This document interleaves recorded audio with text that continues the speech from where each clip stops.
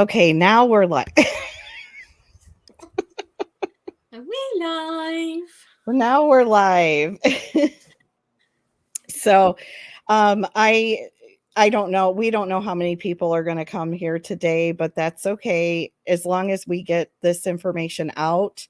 And I feel that this is a perfect opportunity to talk about the real reason what's going on with Mica Miller. So first, I want to introduce myself. I am Kelly, the advocate. I am an advocate for domestic violence victims, and I do the legal portions of it. However, I am there for emotional support, resources, and all kinds of different empowerment type things that can help benefit anybody who's in some kind of a bad relationship similar to this or even worse, right? Um, this is After Dark Coffee and Crime on panel with me.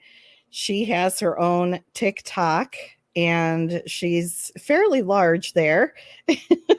Not YouTube, we still are working on, but TikTok, After Dark, I call her Bones because that's just what I've been used to. So Bones it is. So Bones, first of all, would you kind of introduce like what you've been working with about Mica Miller? Yeah, we've been you because you made an appearance last night, which is exciting. I Um, did. you did.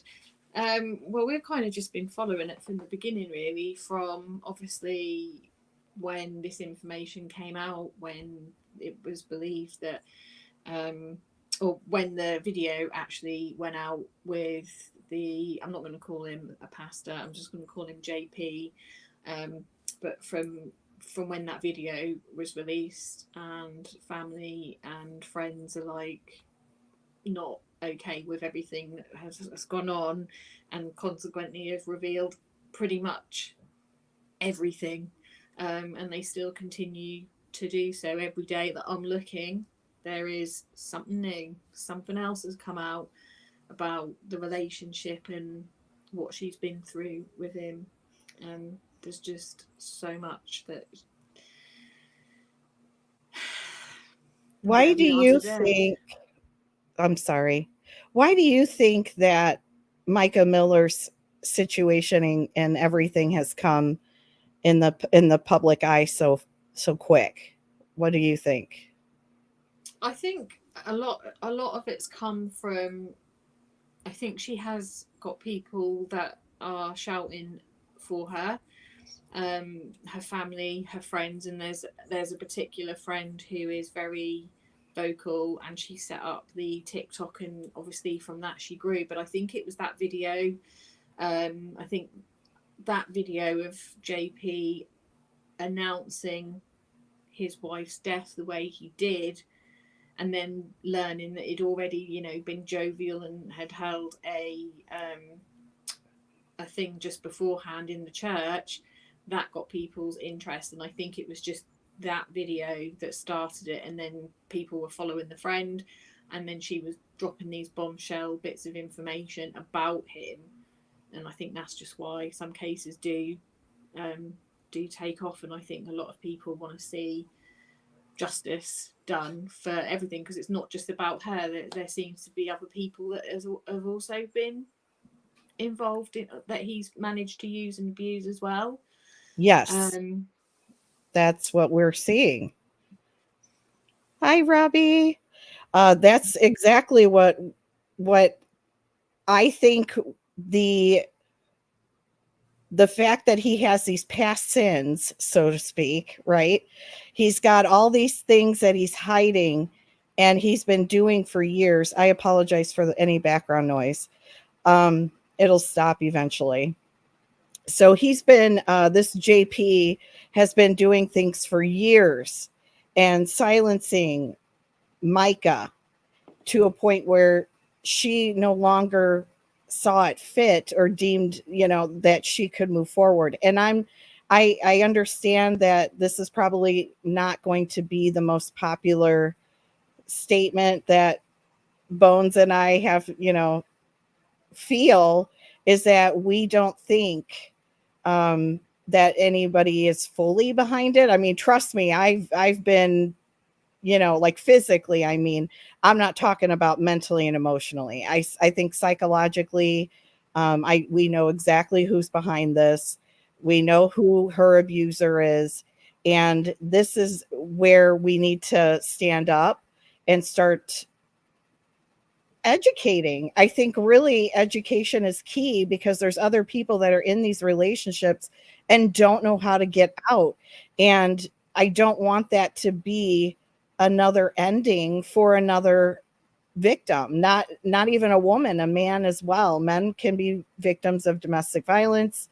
So we've got a big problem here because psychologically she was brought to this point.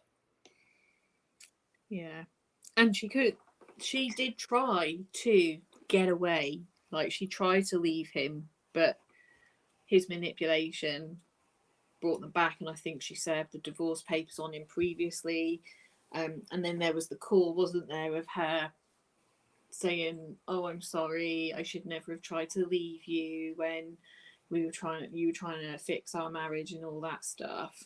Um, and I just kind of feel like he hounded her and hounded her and hounded her until she just gave up and was just like, I've got no choice. Well, and there's a second side to that coin because when you're in an abusive relationship, your brain naturally develops within that relationship and you start kind of what you could consider soaking it in like a sponge. And what happens is our bodies naturally feel that that's comfortable. That's the most comfortable. That's where I feel like maybe I would be stable. He was threatening her with putting bad things on her, like pictures and all kinds of things on the internet. And not only that, but did he bash her every time he could in his sermons. And we have a group of congregation just sitting there going along with them. In one video he said, or one sermon, he said something about that he wants everyone to pray. Everyone pray for Mica's downfall so she could come back or something again. How you doing, life? Um, so I feel like that's when you get to that point where you feel that no matter what you do, no matter where you step, there's something that's going to happen. It's like she was walking in a minefield trying to avoid the bombs that could go off. Um, that's what I feel, that she got to that point where she called him feeling down at some point. We all go up and down, when we lose somebody, it still is a grieving process, even if that person's still alive. So we have to remember that. From Mica's point of view, she reached out to him at a vulnerable moment. So for her, it was kind of like, I need to have that person again, because that was the person that she turned to every day, every moment since she was 14. And what do you think about that, Bones, when it comes to the grooming? Sorry, my microphone. The grooming part of it, the grooming piece, where she was 14 and he became part of a leader for the youth group. That's unacceptable, right? I mean, if you think about it, he turned around and married a 14-year-old girl. Hey, Brooke. This JP character is just like my ex. I had to get a restraining order on. He acted just like this. Yeah, and again, I was so, well, not again. Me and Bones were talking about it, but not here on live. Um, when it come to the fact that she went to get a protection order against him and it was denied. Okay, so not only did that cause a big problem for her, but once he became aware of it, that she tried to do that, that gave him more of an anger type feeling, because, and that's another thing, I've been watching a ton of TikToks, a ton of things on social media, and we can only take it as a grain, of a grain of salt. But if he was always the one that making the decisions and having the power and running the church and knowing all these people, it's possible that there could be some corruption where things didn't go her way because of him. Does that make sense? What do you think, Bones?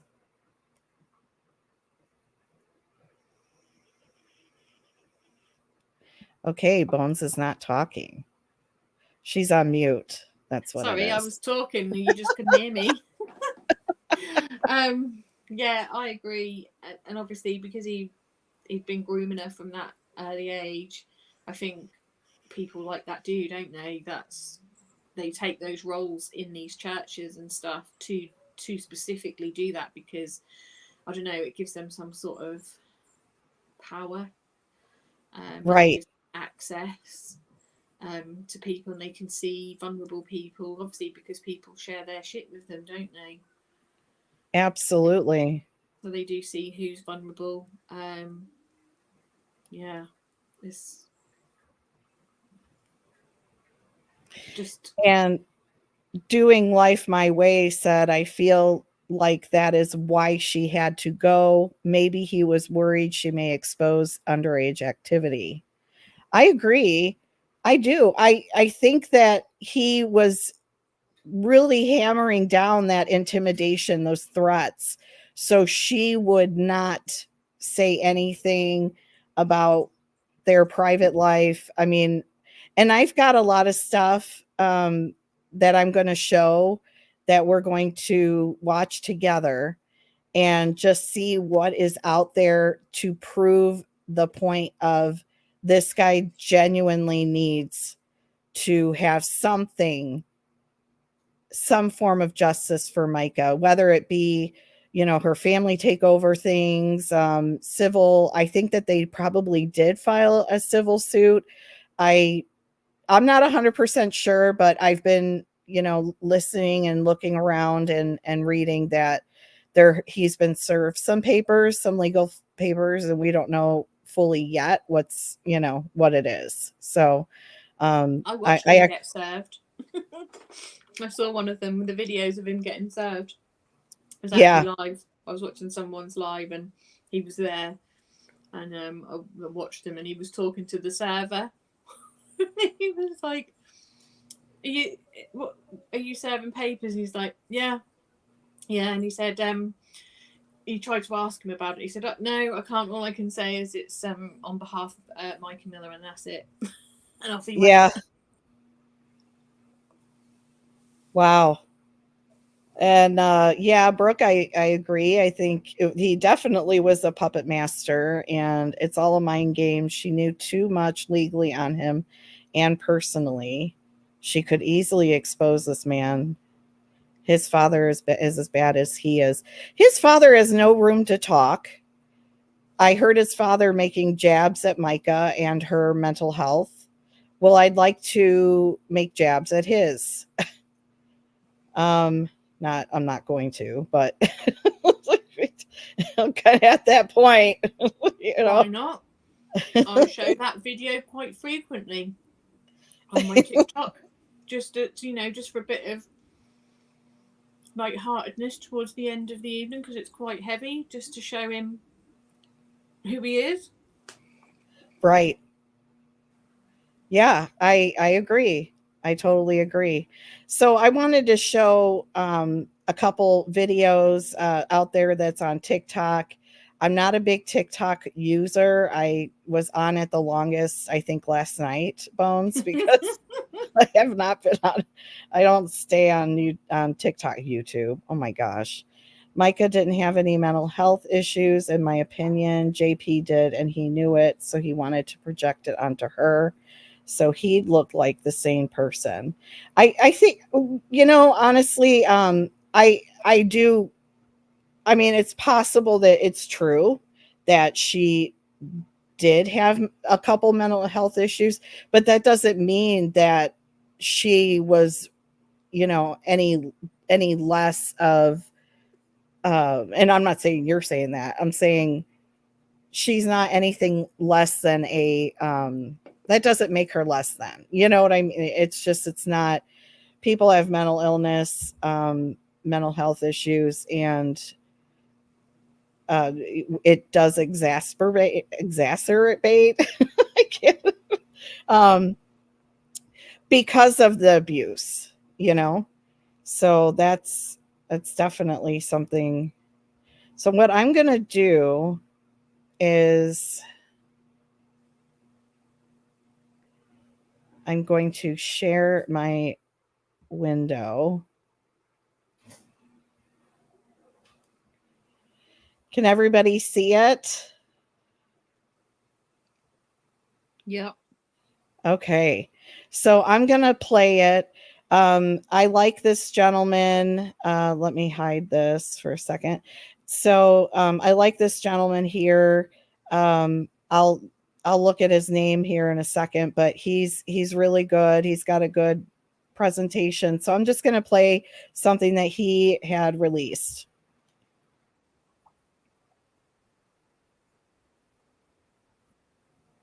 I don't hear it. Can we hear him? Bones, can we hear?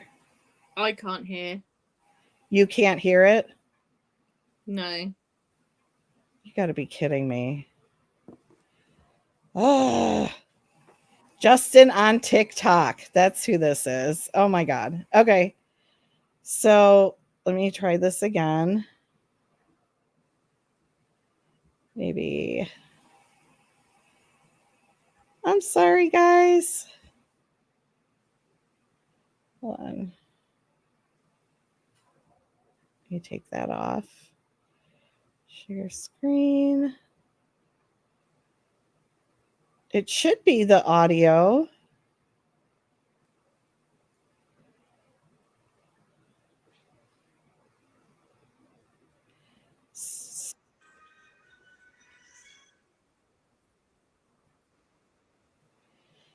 Can you guys hear it?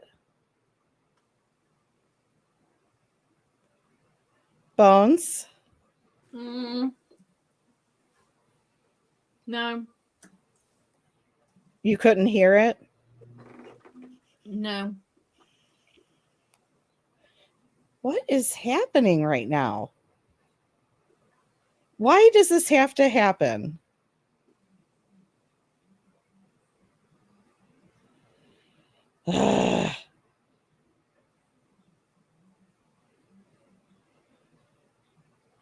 Oh, wait a minute. Share audio, share a tab or screen instead.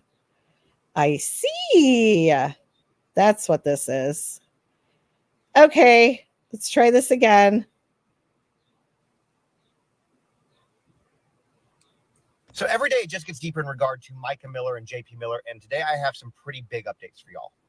I'm going to start with one that a lot of y'all probably already know, which is the fact that JP was actually served yesterday with additional court documents. What those documents are, I don't know at this point in time, but once they are revealed, we'll let you know. But now let's start getting into the juicy stuff. So as it turns out, the funeral home who cremated Mica Miller has been in trouble in the past for cremating somebody without the family's permission before an autopsy could be completed. The nuts and bolts of the story is that a family thought that their loved one had been over-medicated, which is what resulted in their death. This family tells the funeral home, hey... Can you imagine that? The fact that they've been known to do this kind of stuff. Hang on one second. I'm so sorry.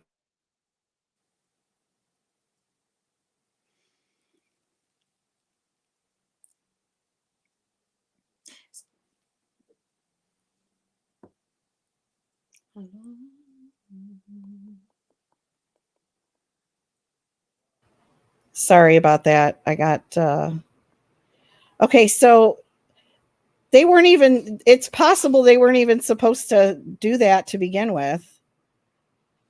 So let's listen to the rest. Hey, we probably want an autopsy. Don't do anything with her remains yet until you hear back from me.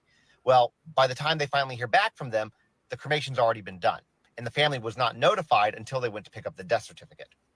Now, the next thing to talk about is the fact that J.P. Miller's father, Wayne Miller, put out a statement regarding Mica's death. Now, let me tell you a little bit about JP's father. In 2014, he was charged with visa fraud, labor fraud, and failure to pay minimum wage when he tried to turn, allegedly, his Bible college into a forced work camp. Back in 2006, he also caught a charge for lewdness and prostitution after exposing himself to an undercover male officer in a bathhouse. He also dodged allegations that he had made inappropriate advances to two men whose wives were at the Bible college. Then back in the late 80s, after experiencing a little bit of success on TV, he had a 5-part report done on him after students accused him of making inappropriate advancements towards them. Now that you know a little bit about him, let me tell you what he's done. Apparently, he put out a statement that was riddled with grammatical errors, and in that he pokes a tiny hole, possibly, in JP's alibi. Robeson County reported that as part of JP's alibi, he was with a woman who he's romantically involved with, and his father said that that was just not true. He was not with anybody that he was romantically involved with. He also took the opportunity to talk about Mica's mental health issues and then also accused her of at one point going to, quote, shoot up a neighborhood. The last thing I want to talk about is the fact that the apple doesn't fall too far from the tree, because Logan Hardy, who is J.P. Miller's son, apparently was arrested in January of 2024 and November of 2023 for DV. I'm waiting to get a copy of the actual affidavit, but apparently it's eerily similar to the things that J.P. has done, been accused of doing to Mica. Anyways, once we have more information, I'll obviously let you know. So Interesting. So if you think about it, they jumped right on that to have a cremation. So he didn't even want her family or anybody to really have a say so. Didn't he make them sign something if they wanted to see him or see her? Yeah. If her family wanted to see her? Yeah, they did. That's what confuses me though, because they signed the paper. They couldn't. He couldn't have her cremated without their signature. So I'm kind of confused about. Well, that means that he doesn't have full power if he needed their signature for a cremation. Right. So why were they not allowed to see her on his say so? But legally, by the sounds of it, he wouldn't have been able to stop them if he needed the signature. Yeah. So something's not right. Absolutely. That's messed up in itself. I mean, that tells you a lot right there. I mean, this guy is an abusive a-hole. Bottom line. And the very fact that she had to tolerate because of the submission within that church as well. I think that the church has a lot to do with this. The church should be shut down. I'm sorry, that's my opinion. And I'm not alone. I don't know who in their right mind would want to go back to this church. I really don't. But it's interesting because, like Brooke had, I played that video by Justin on TikTok because he talks about the father and how the father has his own baggage there. So technically, the father is just as credible as JP is. So we don't need to hear from him. He should just back away. That's what he should do. What do you think? You throwing things there. I'm sorry, it's my microphone. Yeah, the church should be closed down, but it won't be because it is more like a cult in there, and he's got his solid 30 cult members that still attended the church thereafter. So unless it's forced to be closed through the investigations, I don't think they will. because obviously that was his main concern when he announced his wife's death, the financial implications of the church as well, obviously. And yeah, I agree with, yeah. They weren't sure. Yeah, they did say that. She says it in that voice message. That's how I take it anyway. When she says, I don't know what my name is.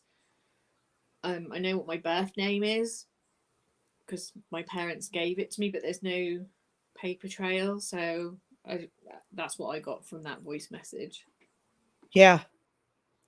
Yeah, that was a very strange voicemail. She said that she didn't even have the certificate of, you know, of marriage. And I'm just, it's so bizarre to me. I don't know what to think about that one.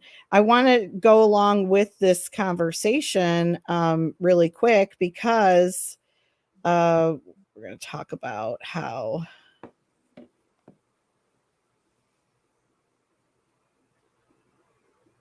when that defendant, John Paul Miller, you listen to this video and you listen good. Just now, Mica's family has come forth and said that when they went to go see her body, when she weren't allowed to, John Paul Miller told them they weren't allowed to come in unless they signed a cremation form. Mica's body was released to John Paul on April 30th. John Paul said that Mica's mother, father, or any other family member was not allowed to see Mica's body at the funeral home. He later changed his mind and said we could see her if our parents first sign the certification of cremation. Mica's family says they asked the investigative officer whether her remains were tested for water in her lungs, gunpowder residue on her hands, or any other part of the body, a toxicology report, an autopsy. However, we were told none of these tests were performed. To anyone that bared witness to what this beautiful soul endured, and to that judge that denied her restraining order when she came to you and said she was being harassed and stalked and feared for her life, that judge denied her a restraining order and told her to come back and redraft it. Wow. Mica could possibly still be here today if she would have got that restraining order. Agree. I was saying that last night. I wish I had been there. I cannot believe that the judge said for her to redraft the order. Was there no advocate there, or at least go to your attorney?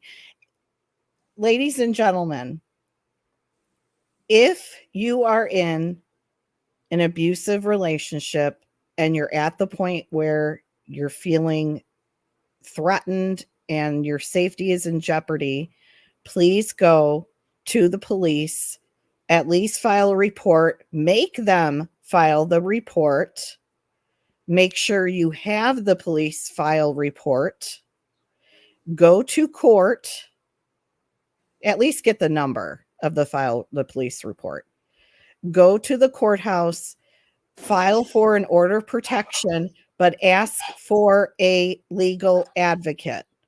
Ask for someone who is trained in domestic violence who can help you fill out your order of protection, your restraining order, whatever they call it, protective order.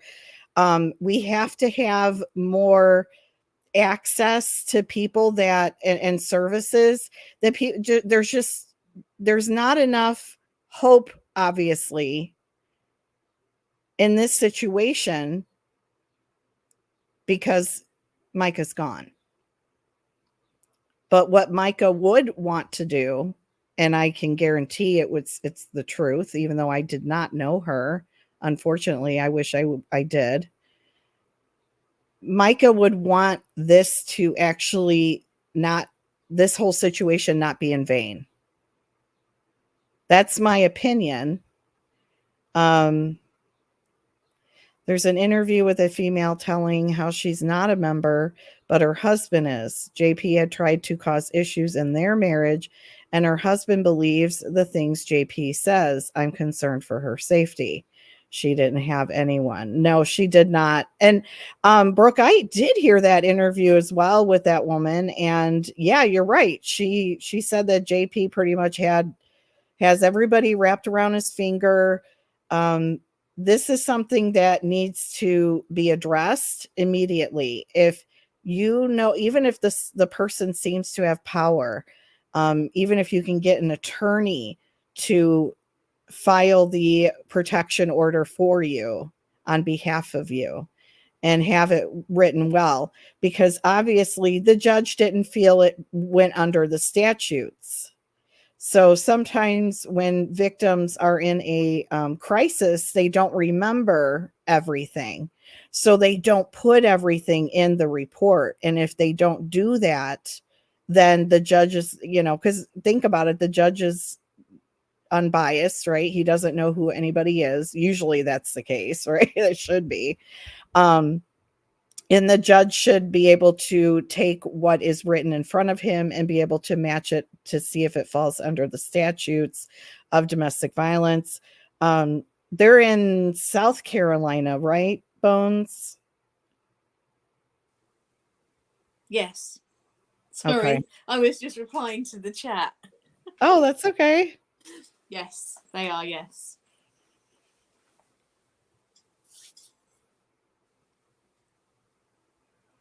Yeah, see, the police were contacted various times and they did nothing. And that's the time that we need to be our own advocates. Do not allow the police to continue to push back on you and say, no, you're not being abused, because that is false. And if you have to, run, get away, go somewhere, shelters, anywhere you could find to hide. Do not allow police to hold you back from your safety. And that's my concern there. And they said that there was like a level of, well, they believe there's a level of corruption within the police. And I do go with that because we see it over here where the police are actually abusers themselves. Like they've taken people's lives. They would abuse their wives at home, and then the wives would report them for beating them, and then they would get away with it because they're policemen and they cover stuff. So I think there is a level of like corruption in there that they perhaps, like, if there's that connection there and he doesn't say want a order of protection, I think the police would probably somehow manage to make that not happen, if that makes sense. Yeah. Which is scary because the police are supposed to protect you.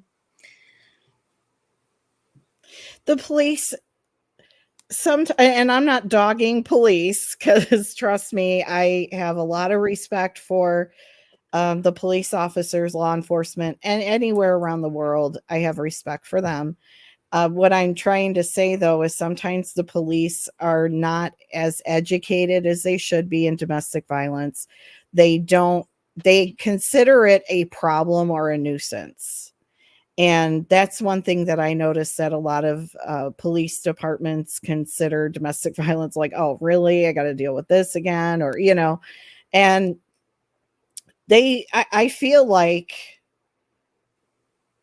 this has to be, we have to have a wake-up call in every police department, not just this one, about domestic violence and what is happening and how to help victims verbalize it, put it into words, because when you have trauma brain, you're not able to think straight,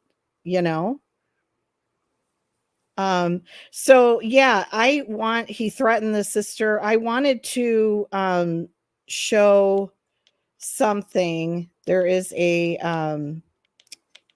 audio. Well, hold on. Well, let me show really quick what her sister had posted. And there's a young man on TikTok, a gentleman on TikTok that I like the way he presents things. So I'm gonna share this as well. Oh crap. Hold on, guys. I'm so sorry. It's all right, we'll have you as a TikToker soon, don't worry. I am terrible at TikTok.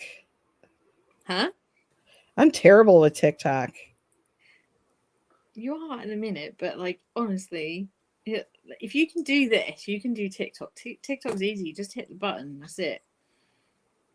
Just hit the button. Yeah. Just hit the button. Yeah. I wish. So this is from a gentleman on TikTok, and he is actually discussing what Mica's Mica's sister said. Mica's sister, Sierra, has been posting on Facebook for a while about what her sister's been going through. Last month, she posted, as I was sitting in church today, I received a text message. Usually I don't check my phone and I keep it on silent, but with everything going on with my sister, Mica, I've made it a point to try to keep an eye on it for fear of her safety due to others' behavior towards her. To no surprise, it was a message about what was said from the pulpit today in Myrtle Beach at her church. I have so much sadness that someone could take the position that was hopefully given to them by God and use it for their own benefit, abusing God's gift of free will. A week before that, she wrote, "Friendly reminder, my sister Mica does not have access to her phone, email, Facebook, or charity account. She's not making those posts or sharing them. If you see any posts, messages, or texts from my sister Mica Miller, it's not her." Now, this is in February. She doesn't have access to her phone, email, Facebook, none of it. You can see from her post who's actually controlling her account. Don't respond to this nonsense, please. She's not saying who is controlling the account. I'm assuming she means her husband, JP Miller, the pastor. And if that's true, that's abusive as fuck. The rest of her March 17th post, she says, "Please hear my heart when I say, if you attend that church, guard your heart and get in the Bible. The church is the people in God, not the pastor. When the pastor is married and he's on stage giving a sermon saying he's going to pray to God for a hot wife, that should raise a million red flags." Yes, in March, last month, Pastor JP Miller said he's going to pray to God for a hot wife. Finding a hot wife that loves Jesus. That's what I'm going to do. I'm just kidding. She also said when a pastor is on stage in a sermon saying he's going to wave to all his Facebook haters on his private plane on the way to Miami, that should raise a red flag. Yes, he really said that. Last week, I have somebody that's going to donate a plane to our church for me to be able to fly from Florida to Tennessee, North Carolina, and Georgia for me to go preach at other churches. And we got a free plane. I can go around this park right here behind the movie theater. For $70 a month, they keep the plane there. So while you're talking about me on Facebook, look up in the sky and you'll see a Solid Rock logo on a plane. That's me going to Miami. Shout out to WatchKeep. That's where I found the compilation of his sermons. And in that video about the plane, you could read the caption where it says that means he had a plane to get back and forth to North Carolina. North Carolina is where Mica was found unalive. However, I believe that sermon was last month, and I don't know if he had already received the plane or not. But it was an interesting observation from the creator of that video. If he has already received the plane, that could prove method. Her sister also posted that they are trying to raise funds to help get the parents and grandparents and other family members in town so they can properly honor Mica. She has all the information of how you can donate on her post on her Facebook page. Okay. So now, as you could hear in the sister's posts, this has been an ongoing thing. This has been a hypocrite, for a long time. He's done this all the time. This isn't something new. Nope. He's been doing this for a very long time. When he said he was going to pray for a hot wife, Mica's best friend said that was due to him trying to hide their relationship. Hiding him and Mica's relationship? Like the bad element of it, maybe.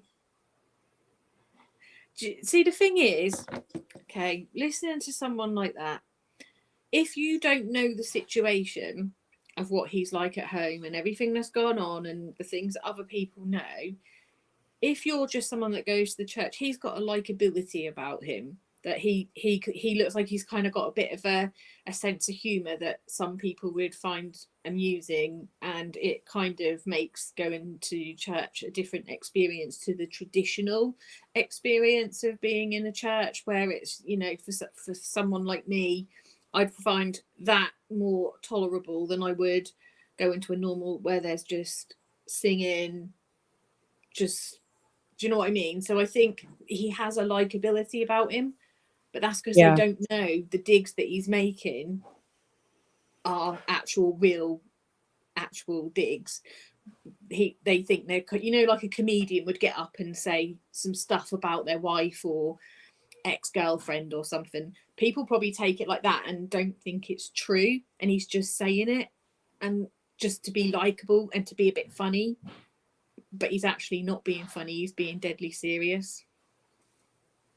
Yeah, and he may be able to talk his way through things, but I don't know if it's because we're jaded already, but I saw right through his crap. Like, as soon as I saw the sermon, I heard his sermon. And then, because we were all introduced to him by him, doing this sermon of, everything's all great, hunky dory. And by the way, Mica's no longer with us, so to speak, like, what? And the chosen words that he used, self-induced, that induced and self-inflicted are definitely separate things. But some people I've heard on videos, they say, oh, it's the same. I use it synonymously. Well, no, it's not. It's not. The only time I would say self-induced is on social media, because platforms don't like the actual word. But if I was talking just in general and I wasn't worried about my platform being taken down, I would say what it is, just as it is.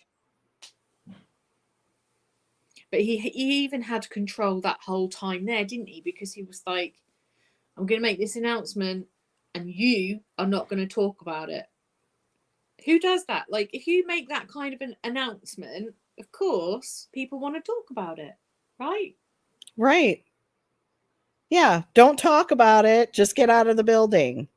Yeah, like it's I just can't with him. It's just like, oh yeah, my wife died, but don't talk about it, okay? Right. No, that was weird, because that is what people are going to do. They're going to want, because they're going to be shocked, because some of them may not have been expecting it, although he had been making the subtle hints all the time to poison people. I think his core cult members, I think they were poisoned by the things he was saying, and he probably had contact with them outside of the church, but the other people probably didn't see it coming, maybe, and were like, you just want to talk about it, like, oh my god, he's lost his wife, oh my god, that's horrendous. No, don't talk about it, just go. Yeah, just go. And when I saw the praying at the end with after Mica's memorial or whatever, that was like a shit show, whatever prayer they were saying at the end, he didn't pray with them. And I noticed that he didn't even say amen at the end. This guy is legitimately knows that he's blasphemous, like the whole church is blasphemous. They act like that they, are better than everybody else. They're there with God, and that is not how God operates. And he definitely calls it a wolf in sheep's clothing, and that is what we're dealing with, is with this guy. Speaking of that church, let's look at a red flag video really quick about someone found who's also in that church, which I was surprised.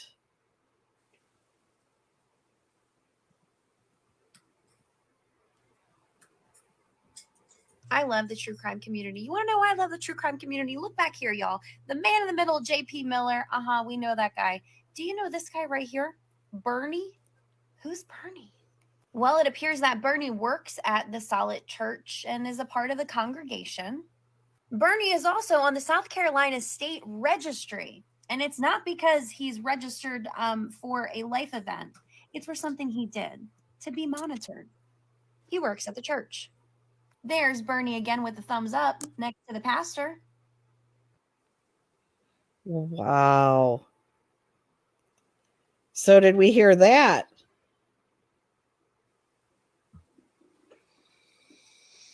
Did we hear that? So not only is this creepoid in there, but now we've got some other weirdo in there. And these are the people running a church that's supposed to be following God and that is Christian. Someone needs to do a whole thing on that one right there, that church. A whole investigation on that church. I think a lot of churches, to be honest, I'm not going to lie, I feel from, things that we hear in some of the Catholic churches that have happened over here, it's a position of power. And that's why these people take those roles in these churches as scout leaders, as cub leaders, as whatever leaders. They do it because they've got access to vulnerable people, because a lot of people that will go to church probably are quite vulnerable in different ways, because they're seeking solace and safety and somewhere to be where they've got their beliefs, and that they're going to be okay. And people like that prey on people like that. Oh, they do. They do. That's why I would hope that this is an eye-opening experience for everybody that's in the congregation. Take a double look at what you're following and what church you're attending, because you're definitely being led into a misguided evil territory right there. And that's a big, big red flag. This guy was a walking red flag. I'm really surprised that nobody even caught on, as many people that were in that congregation, is what I'm saying. So he found like-minded people just like him that will allow him and to misbehave and to do what he wants to do.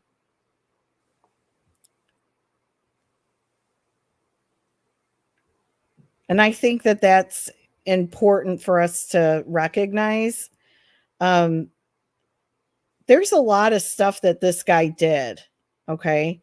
And the thing about domestic violence, it's very hard to prove, right? Especially emotional abuse and mental abuse. When someone is constantly badgering you, they're telling you you're stupid, you're worthless, you're ugly, you're this, you're that. I mean, just going on and on and on. That's very hard to, prove and say, hey, look, this guy is super abusive. I need to get away from him. I need something to protect me from him.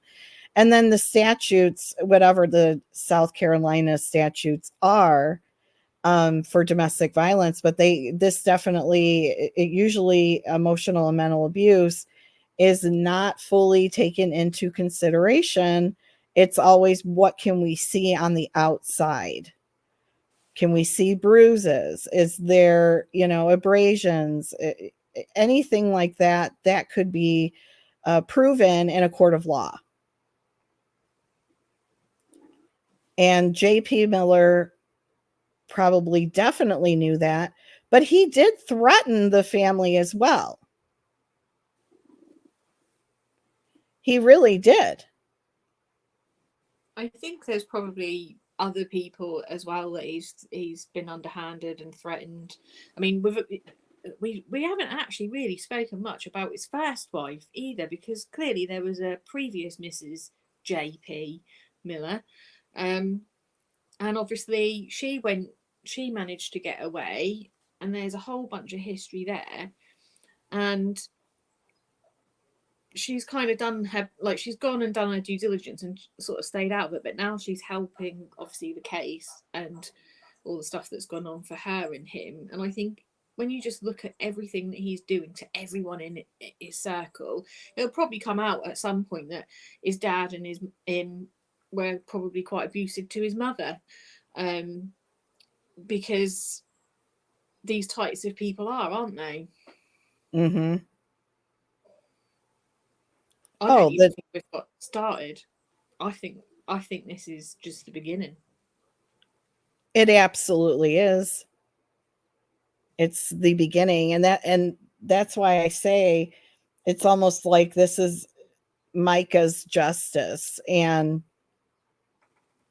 Mica would not want this to go down in vain. Okay, so now that this has been blown up, we have proof of his nasty, abusive, violent behavior.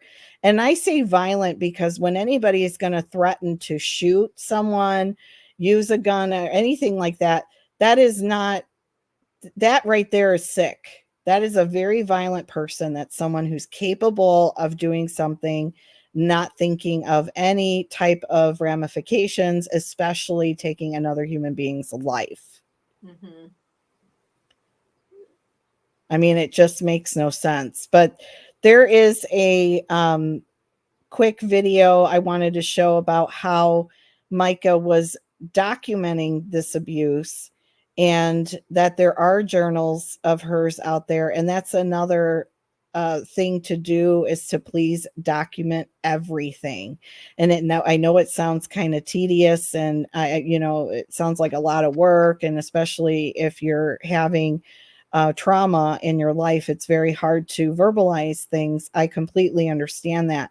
Maybe when there's a time that you can take a breather, but at least record, write things down. If you have to record it on a video and then play it later for yourself, like play it back. Okay, oh yeah, he called me this, or oh yeah, this was done.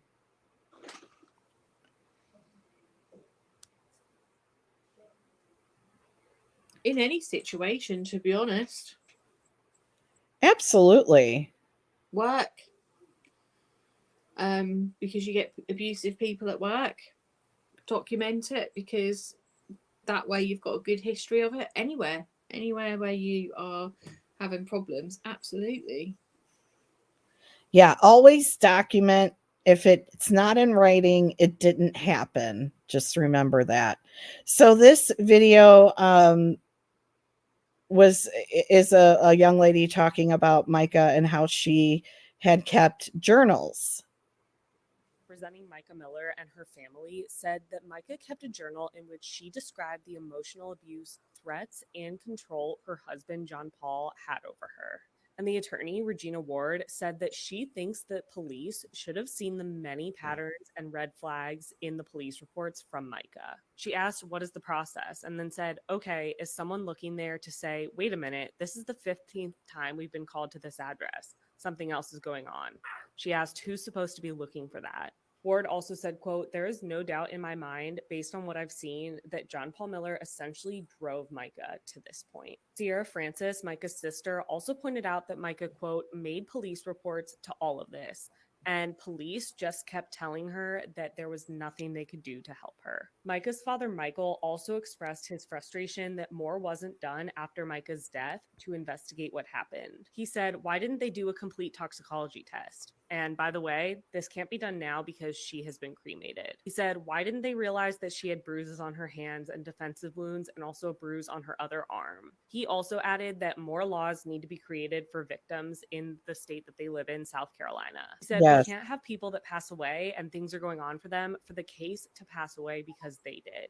That's like saying that it never occurred. Now, it was announced earlier this week that the FBI was getting involved in Mica's case. The sheriff's office has noted that their involvement is not related to Mica's cause of death. So it's unclear why they are getting involved exactly and what that investigation entails, but the FBI is involved to some degree, and more will likely continue to come out. The attorney, Regina Ward, also noted how the police still have possession of Mica's purse and phone. She said that the family hopes to get it back because that could be helpful for them in pursuing some sort of civil case. It's clear exactly what this might be, but this could be something like wrongful death or some other case against John Paul Miller that the family brings, since it doesn't really seem like he will be facing any criminal charges. But that's just so far, so we will see where this goes. Perfect. We'll see where this goes, but obviously we've got a really, really bad situation here. The parents weren't given that opportunity for her to have an autopsy. He ran the show. JP did. I cannot imagine, if this was my daughter, how I would react, because I'm not a passive person. So I could not imagine having one of my children be in an abusive relationship, marriage, whatever it is. And for this whole thing to go down and not be able to have my child's remains, absolutely not. I would have thrown a bitch fit, but that's just me. It's not their fault. They obviously, this has gone on for a very long time, and laws are really difficult to penetrate if you are if there's no proof, right, that he was a piece of crap.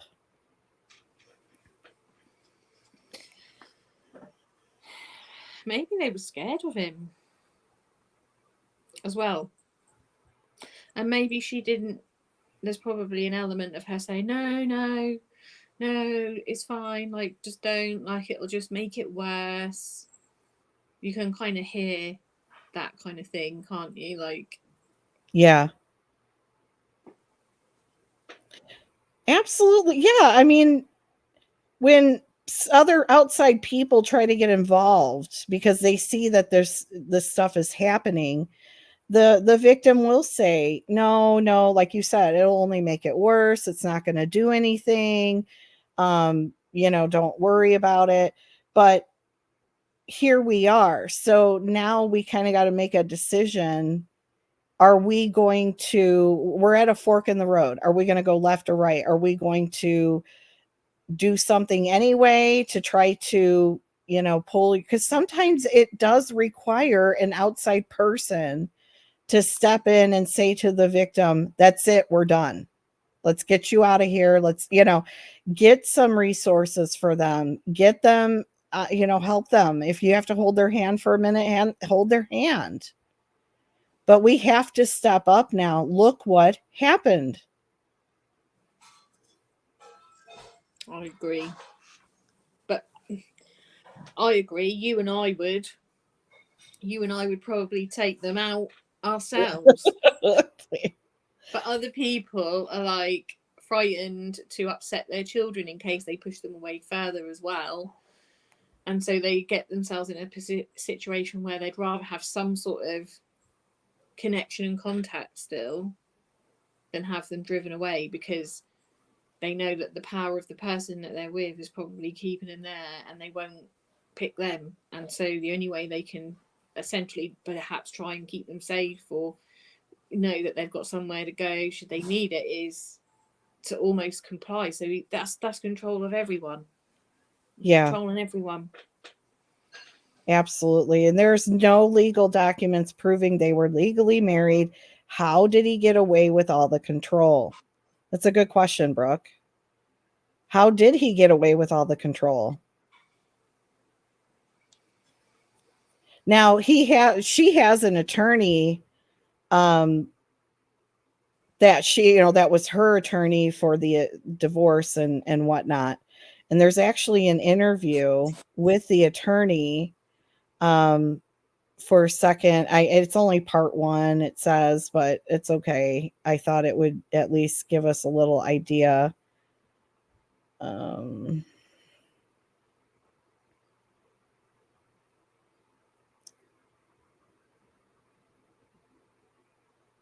her sister on News. This is Mica Miller's lawyer and her sister on News Nation last night, and this interview was crazy. Her lawyer gave so much insight to this case. I'm going to play you some clips here. I'll also post the whole thing and tag News Nation. But they are going to be seeking civil action against John Paul Miller. They feel like that Mica left enough evidence that they have a case against him. So I am so happy about that. Let me play you a couple of clips and then we'll talk about it. He went after everything that meant anything to this young woman. And I want to go back to the question about, what else this could have been if he didn't actually pull the trigger. This man, in my opinion, based on the documents, my conversations with Mica whenever she was alive, tell me that she was brainwashed by this man. Is incredible. She collected a lot of things. She kept a notebook. I have boxes of journals, which, by the way, he's made 100 phone calls looking for, as I understand. And So now what do we think he was looking for? What do we think he was looking for when he went to her apartment 2 days after she died? Probably those boxes of journals. I am so glad this family is seeking civil action against him. I will post the whole interview over on this page. But yeah, I am so glad that this is not stopping here, that they are seeking justice for Mica. By the way, she never did post the. I was like, okay, where's the second one? Where's the next one? So I did find another video on YouTube that kind of had a little more of a context of what happened. So I thought that I would just add to that.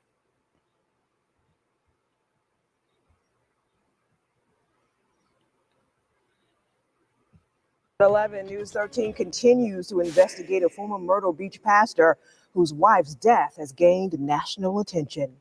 Thanks for joining us at 11. I'm Trish Williford.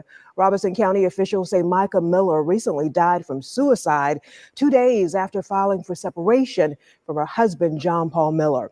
Well, tonight, Mica's lawyer exclusively gave News 13 a document she says clears the air about an allegation made about Mica stealing money from Solid Rock Church. Well, News 13's Adriana Lawrence joins us live from the newsroom. And Adriana, you spoke exclusively with the family's lawyer and Mica's family today about this allegation and what kind of justice they're seeking. Trish, we recently obtained a police report that states Mica Miller was a suspect in a now closed theft investigation. It was reported that Mica stole nearly $1,200 in donations meant for missionary efforts in Africa. But in this document, the family's lawyer, Regina Ward. By the way, this is not how I feel. I do not think Mica was in any way, shape, or form behind any of this bad, illegal things. I just want to make that clear. Ward told me Mica never stole any money and legally had access to the church's bank accounts. Regina Ward is an attorney representing Mica Miller's separation action and Mica's sister Sierra as a representative over Mica's estate. She sat down with me and says in February, a postnuptial agreement, which is made after you're married, was drafted between Mica and John Paul Miller. It states, quote, Mica shall be entitled to the Africa Mission's Dare to Care mission and the bank account at South State Bank, end quote. The police report shows it was made on March 14th. Ward says weeks after the agreement was drafted. Ward says she obtained an unsigned copy from Mica at the time, but we're told Mica did sign it. We cannot verify at this time that it was indeed filed into court records. So she was under the impression, in my opinion, that they had reached an agreement that she would be able to remove those funds and continue her heart's desire, which is that mission. Ward says in Mica's journal, she describes the emotional abuse, threats, and control John Paul had over her.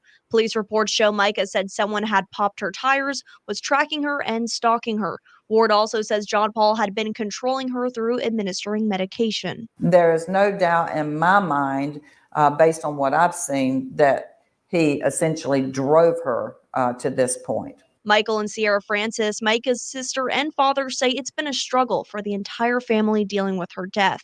They talked about John Paul's alleged control and stalking toward Mica and her not receiving help. Just treating her like she was an item that he wanted to get back. She made police reports to all of this, and they just kept telling her there was nothing they could do to help her. Ward says she thinks police should have seen the many patterns of police reports from Mica stacking up and seen the red flags. What are the processes? Okay. Is someone looking there to say, wait a minute, this is the 15th time we've been called to this address. Something else is going on. Who's supposed to be looking at that? Ward says police still have Mica's phone and purse and that those items could be useful in pursuing civil action. Mica's dad said he's still left with many questions surrounding Mica's death. Why didn't they do a complete toxicology test?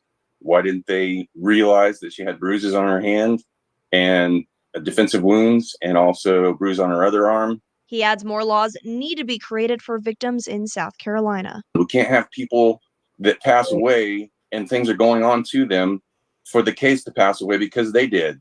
That's like saying that it never occurred. News 13 has reached out to John Paul's attorneys to see if they or John Paul would be interested in sitting down with us for an interview, but we have not heard back. The Robeson County Sheriff's Office. You don't hear back. Who's going to want to return a message on that one? We have not heard back. No, we haven't heard anything except him threatening to sue everybody who mentions anything on social media about him. Really? Really, dude? It's like, come on then. Bring it. Yeah, he's an abusive piece of shit. And that's, I'm sorry, that's my feeling on it. I feel that he was so damn abusive that there's nothing that we could, we wish we could jump through the screen and say something. Hang on hold, please.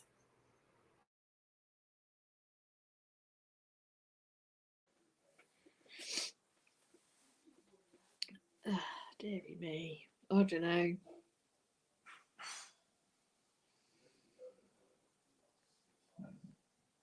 He's like a snake. He is a definite snake.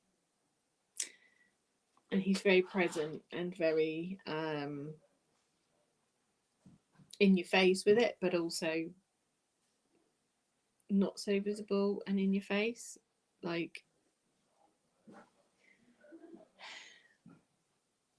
I'm not explaining myself very well at all.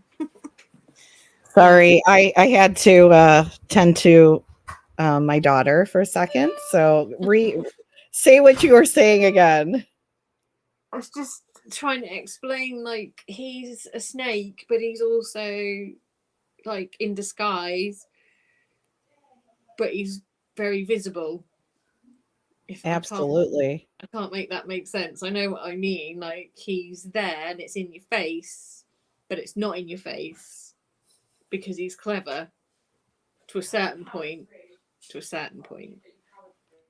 Yeah, and clever is giving him a little more than what I want to say, but here is an example of his assholeness. Let's just show this one because I couldn't believe it. Like, what a dick.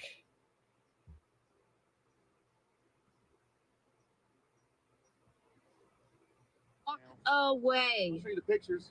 Do you want to go to jail? They'll be on Facebook in a few hours. Alrighty, you'll be in jail in a few hours. Walk away.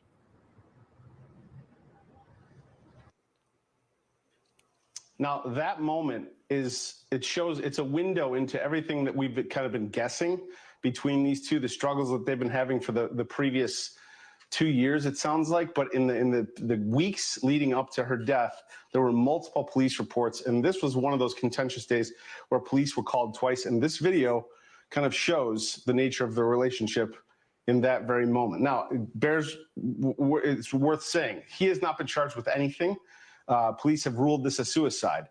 So this is just context for an extremely troubled relationship. No kidding. So do we see how he's following her? He's, at a gas station. He's threatening to put something on Facebook. What the hell are you talking about, asshole? Like, what are you going to be putting on her Facebook? Hi, Nana, Mary. Her topless pictures or picture. I don't even know what pictures he's talking about. He's such an idiot. He was going to post the topless one. Oh, I see. But the police said that it's not revenge porn because her head wasn't in it. No, because he blurred the nipple area, but also once you send the photo to the other person, they have said it belongs to them. Wow. And that's the level of corruption that,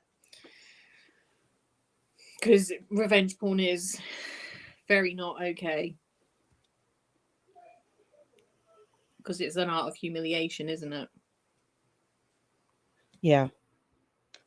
It was another form of humiliation, shaming, trying to make it seem like he is so wonderful and she's the problem. And I hope he gets it through his thick skull now that he's nothing but a coward and a loser. And he's not powerful. As a matter of fact, he's weak. I don't know if he does. I think he still thinks he's on top here because that's the kind of man he is. But he's not. And he'll get his, in the long run. He'll get his. But for being a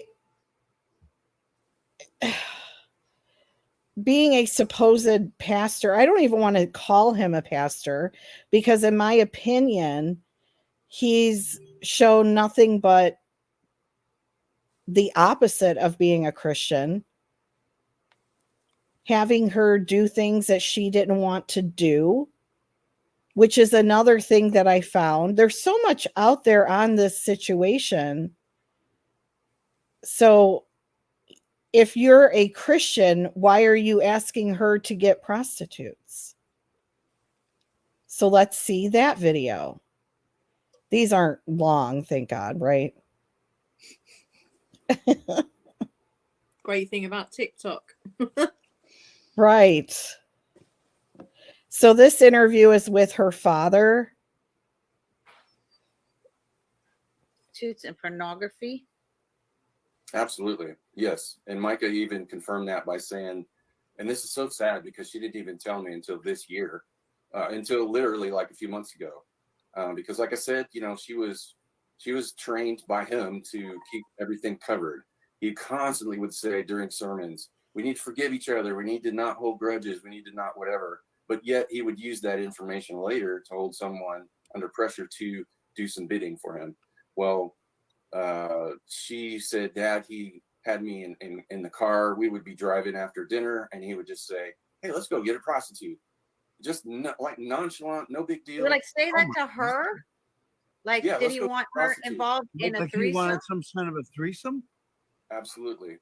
He Oh, would get geez. someone in the car and okay, let me back this up too, because this is an important thing to say. John Paul uses things and of course twists the narrative. He used her remarks to say she was crazy because she made a comment saying, if I'm pregnant at this time, it could be a black baby.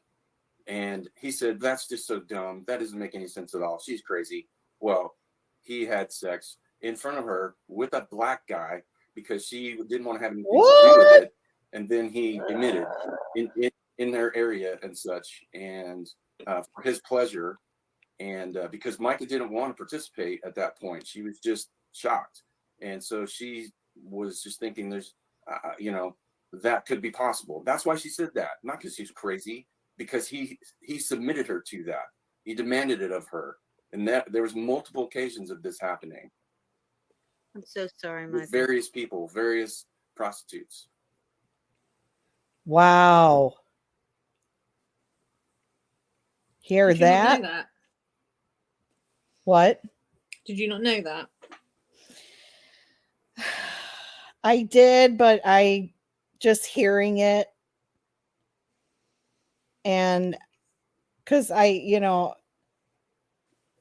you don't think that any more doors could be opened in this case. And it, like you said, it's just something new every day.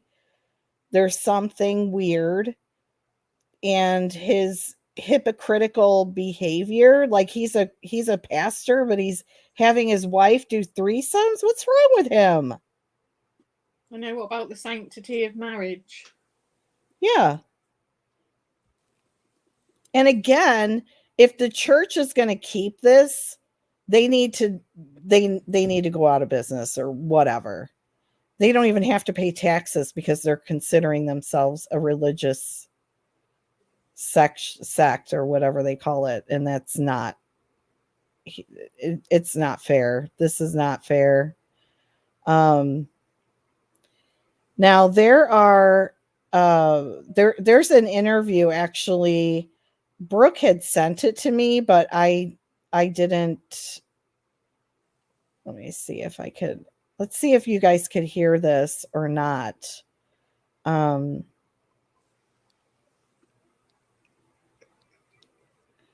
Oh, wait, let me, okay, I will be able to share this. That's good.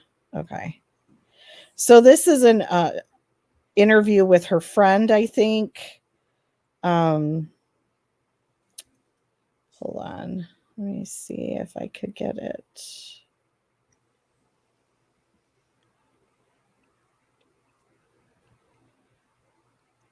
No.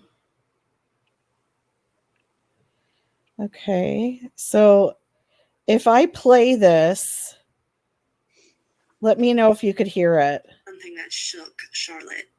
He did make a very odd comment to me. Do you hear it? Yeah. Okay. I'm going to start it over.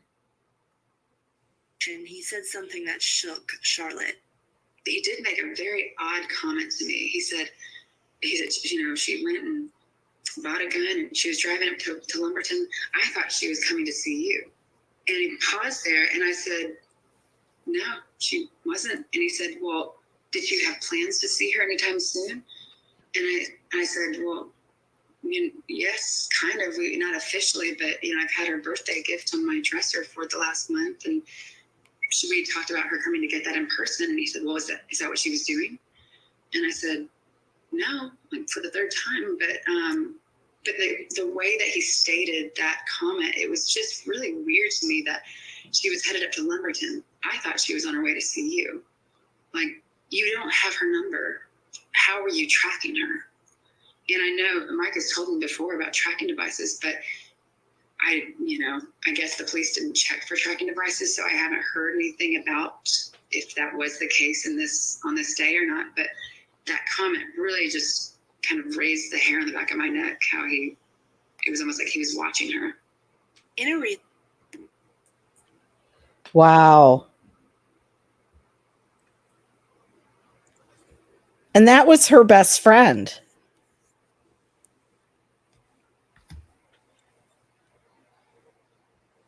You know? That was her best friend. There's like no words really, is there? No. Not at all. It seems a lot of people knew what was going on, but couldn't help her. Yeah, that's a shame. That's a huge, huge shame. He didn't even try to hide it.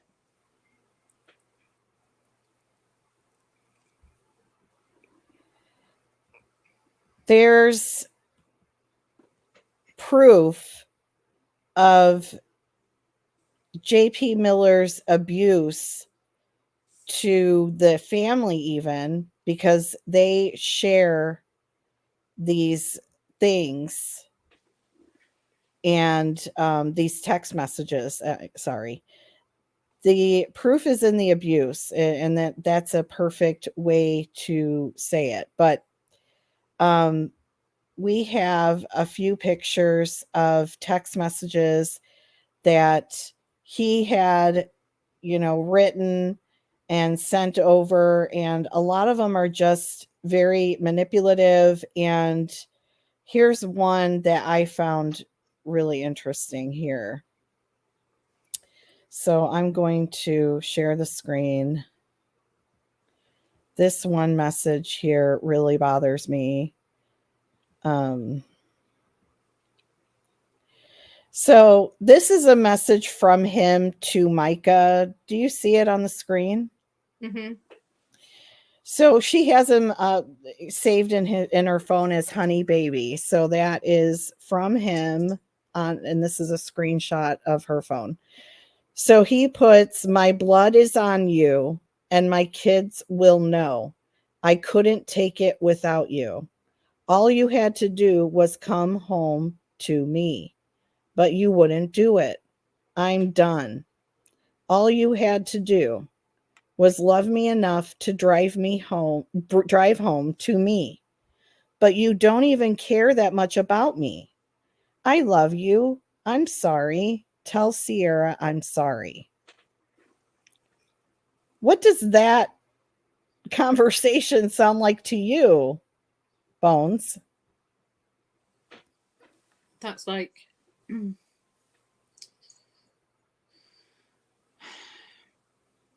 basically it's your fault. Blame if this is all gonna be your fault, I'm gonna basically do this to make her feel bad. Which is probably where that phone call came from, or those voice messages where she's going, I shouldn't have left you. Well, and here you can see the emotional manipulation. This is your fault. My blood is on you. My kids are going to know. Everybody's going to. This is the perfect example of emotional manipulation. If somebody is doing this to you, you know right now you're in an abusive relationship. And that's So why let's we got her move back. down. So this group of messages here is from him. Okay, so he's sending these messages. He says all of this started because of one bad decision a month ago in Colombia. If I could turn back time, I would. We had the greatest marriage in the world up until that one wrong choice. It can continue down that path, or we can have an amazing marriage once again. The choice is yours. Love you. That's just part of it. I want to break it up right there. Okay. So when we have if I could turn back time, I would. We had the greatest marriage until this one wrong choice. It can continue down that path, or we can have an amazing marriage once again. The choice is yours. What does that mean? Let me pull that apart. It can continue down that path. Does that mean you would continue cheating on her? The choice is hers. He's trying to convince her of something that wasn't great in the first place. Maybe for the 5 minutes that they just got married. Unreal. If you come home today, we can take off the rest of the year and go to counseling every day. Go to Iceland. Do whatever in order to get well. So now he's promising to go to therapy. Oh, I'll go to therapy. You know, we could take off the rest of the year from the congregation. We can go do things. Oh my gosh, I love you so much. This is more continuation of emotional manipulation. And he's trying to make it to seem that it's her decision. But technically, dude, this is your decision. Not Micah's, yours. Very big narcissist, Brooke. Big narcissist. I also desperately want a child with you. I'm just scared of this. This is the only reason I wouldn't. I'm scared of divorce or putting the child through things like this, where you leave and aren't willing to do whatever it takes. Did everybody hear that? Yeah. You're not willing to do whatever it takes. Yeah, so what is whatever it takes, JP? What is it? What was it? Allow you to force prostitutes on her, do sexual abuse, do physical abuse, do emotional, mental. Now, I don't know if he ever physically attacked her, touched her in any way, but I wouldn't doubt it. He may have grabbed her arms or grabbed her wrist or pinched her or whatever he could to cause some kind of physical discomfort. I really believe that. Okay, so this here, there's another. Okay, so this screenshot here is he's actually talking to her family. Hold on, I've got better screenshots than this, so I don't know. I've got better screenshots, so hang on a second.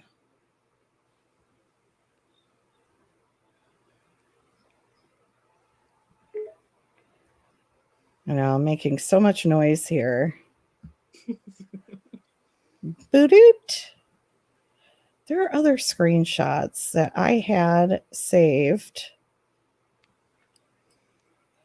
And oh, I know where they're at. I was like, where did they go? So actually, I want to kind of go off on another section here. JP was controlling, manipulative. He wanted people to fear him. He wanted people to think that he was this top shit person, right? He also did things like stalking her work, her job. So I actually received some posts from Brooke. Thank you very much for sharing. She's in Facebook groups for Mica. And there's some coworkers that have come, forward and said that there's some interesting things going on there. So I'm going to hold on. Where is it? I know. I'm so crazy here. All right, it's not showing. So let me see.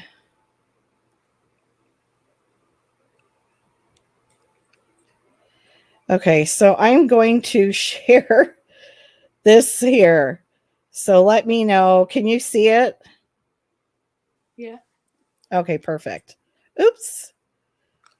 I did it. Okay.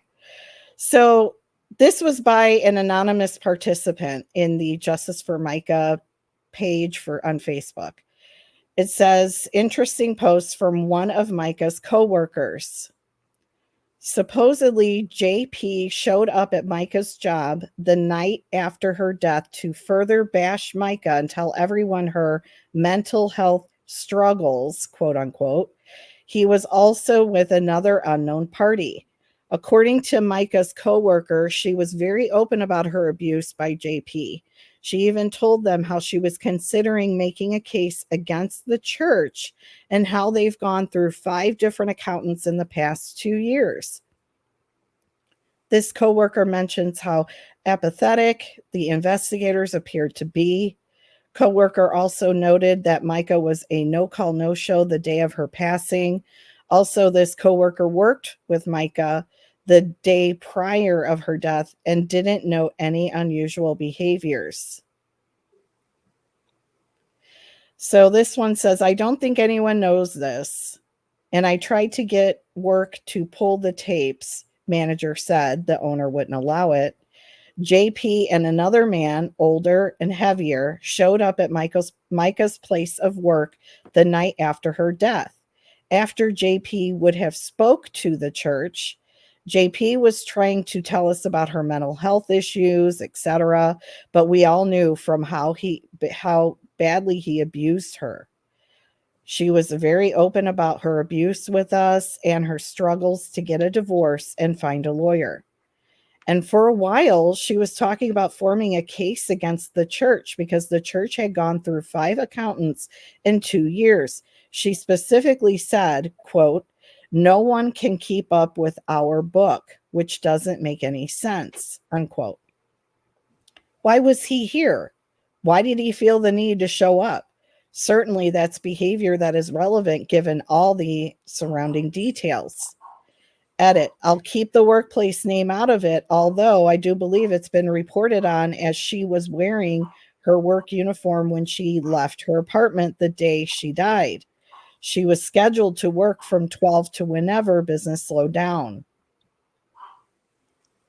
This person says, I worked with her the day prior and she was as normal as ever. Not extra happy, not extra sad. It was a normal day for her. Our last conversation was me not wanting to take a large party and she cheering me on to take it. The day of, when she didn't show and we didn't hear from her, we were concerned but didn't think anything that wrong had happened. It wasn't like Mica to not show up for work and or not call about it, but it's not unheard of in a restaurant either.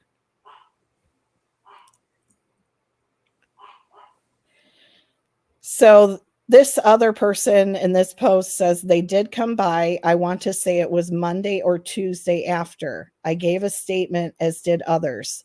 They were very brief, and they also waited until they ate, which was weird. I don't believe they asked much about specific, and at the time, they told one of our managers that it seemed like a textbook suicide. The investigator said, well, my mother hurt herself after she stopped taking the same meds Mica was taking, or something like that. After they left, we were all pretty upset with them. They didn't seem to care. They barely wrote any information down, and that response was just fucking wow. I told them everything I knew from Mica herself, the razors, the tracker, never feeling safe, the abuse, etc. Mind you, that's pre everything coming out online. We knew what was happening because Mica was telling us, and it's why none of the people who worked with Mica believe this was a suicide. I don't know what this says right here, the first word, but they had Horry County investigator shirts on or something like that. They said Horry County, and I'd served them food long before all this happened. They were in uniform too. Edit. Above all, I find it really weird that the investigator said that and that they stayed. I don't know what that said. Oh, said that and that they stayed and ate. Obviously, people have to eat lunch, but it just didn't feel professional or right. I agree. This person says she worked with us for a long time, and when she went on her mission trip to Africa, she quit on good terms. Sometime after the trip, she reapplied to work for us, and that's when she became very vocal about JP's abuse and everything she was going through. She quit in mid-November and started working again for us in mid-March. Everyone was surprised but happy to see her again. When she left, she did so on the basis of throwing herself into her faith and the mission and whatnot. When she came back, she was very vocal about the abuse she was facing, her divorce, the case. She said she wanted to build against the church and difficulties finding a lawyer. I remember pointing her in the direction of the ACLU, though I don't know if she ever took that advice.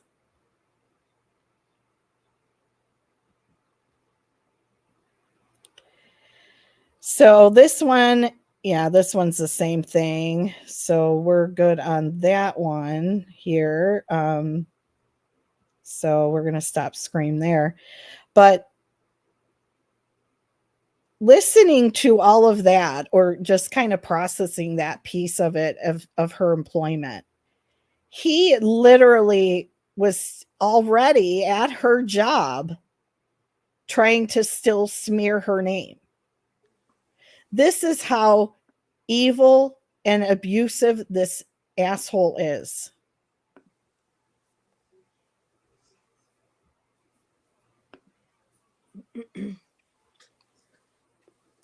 Oh, Brooke said he was physical a few times. So I wasn't aware of that, but I'm not surprised.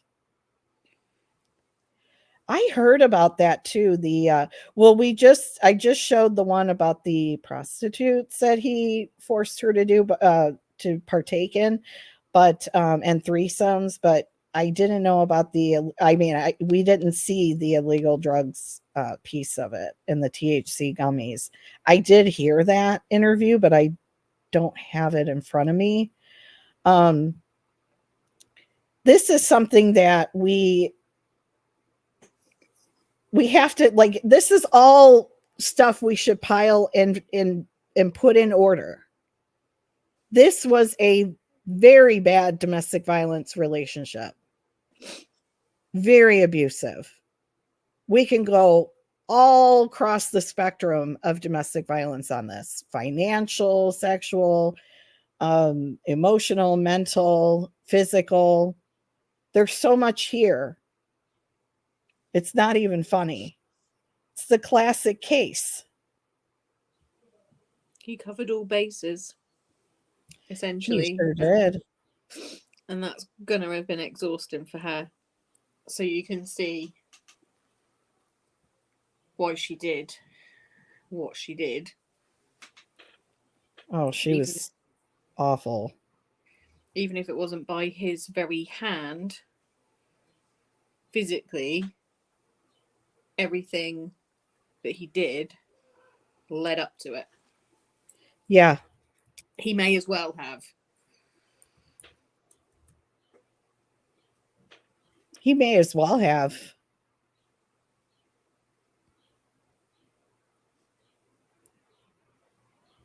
I'm surprised the family haven't actually gone over and taken him out yet.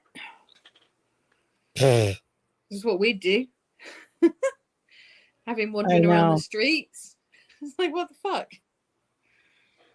Mm-hmm.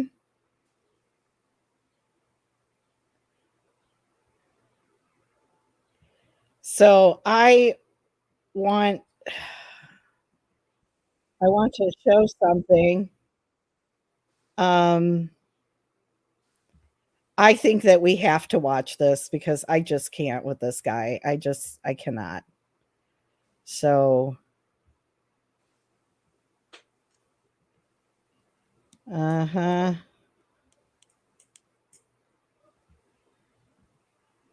let me sorry, I always forget that. All right. So let's watch this thing. Where is it?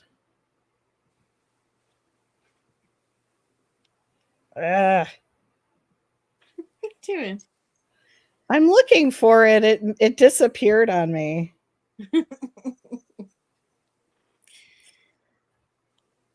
It didn't. It's there. Here it is. Okay.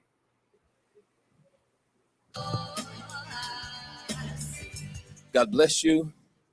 We welcome you to a celebration of life for my little girl. I call her Sister. When she went to one school, she won the Miss whatever the school was, beauty pageant, and then her family moved and she went to another school and she won the Miss Beauty pageant for that school too. So it was the first time in that county's history that someone won, both the pageants. But it really hadn't hit me. I've gotten to spend as Christians, of course, we know she's not here and in heaven, and she's worshiping and enjoying, and I hadn't even had time to look down here yet. But yeah, you're not going there. I got this lay next to her body and spend time with her body about 4 times this week, and each time it still didn't hit me. I thought she was going to wake up. I even tried to raise her from the dead one time this week, and raise her morning, from the dead. Later, she had bought me this. That's how he thinks. That's how good he thinks he is. And I saw a female about 20, 30 feet in front of me, and she was wearing one of Mica's dresses, and she had the same tattoo Mica has on her arm and the exact same hair. And out of just instinct, I screamed, "Mica!" And the girl turned around, and it was one of her sisters. I thought I raised her from the dead. She's alive, Oh my God. I can't wait to see her again one day. Oh. I just can't. I just can't. I'm not laughing because of Mica. I am laughing at this fool. I thought I raised her back from the dead. Isn't that sacrilegious or something, or blasphemous? I don't know, because he's not Jesus. Why would he even say that? He's so weird. I'm good. So I have pictures, and I want to I'm good. just tell you some I stuff have no about her. fears. When we fell in love, and we started dating, and it was time to get engaged. She loved public displays of affection. Like, she loved that. She always wanted me to, hug her in public and stuff like that. And I'm more of a private person. But I thought, okay, we're going to get engaged. I'm going to make it, I'm going to make it everything she wanted. So I set up a church baptism out on the beach so that everybody in church could be there, for us to get engaged and be a part of that. And then I had this plane that was going to fly by and have "Will You Marry Me," Mica, there, and she's going to love that. And so everybody's kind of waiting. The baptism's over, and we're out there playing volleyball. And all of a sudden, the plane comes by, and I take Mica and I turn her around and I face her toward the ocean, face her toward the plane, and everybody's clapping and cheering. And she leaned back. She said, "Why is everybody cheering?" I said, the plane. And she said, "Oh, I don't have my contacts in." I'm like, "Oh my gosh, I played this whole thing." I got a picture of that, I think. Yeah, there. And her exact words were, she said, she turned around, "There's the plane up there." She couldn't see it till we took a picture later. Her exact words, I'll never forget. She said, "Well." Now think of it. Everything in this, and I want to call it a sermon, basically. It's his performance. Every story that he talks about, do you notice that he's like the romantic one or the supportive one? It all leads into him. And another thing I notice is that they don't have anything in common. Like, he always says something, and it'll show it, but he always says something about, "Well, I didn't like that, but she loved it." You know what I mean? Yeah. "Well, yes. Anyways, yes."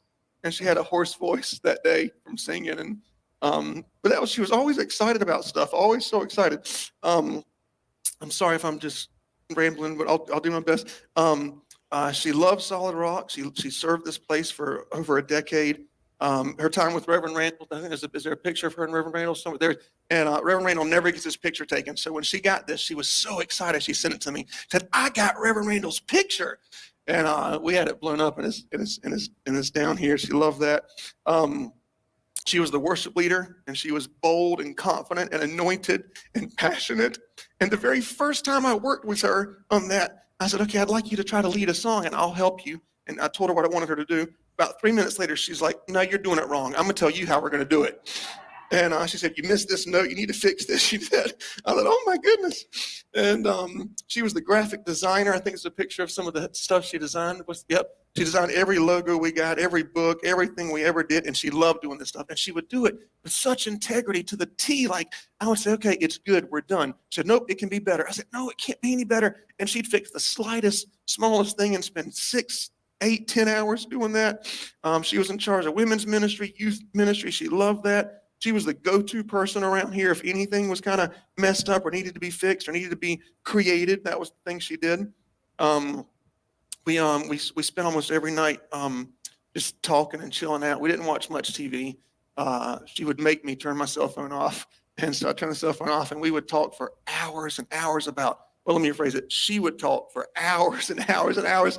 And sometimes I would kind of not listen. I thought, "Oh no, is she going to ask me a question?" I'd get back in my mind to what we're talking about.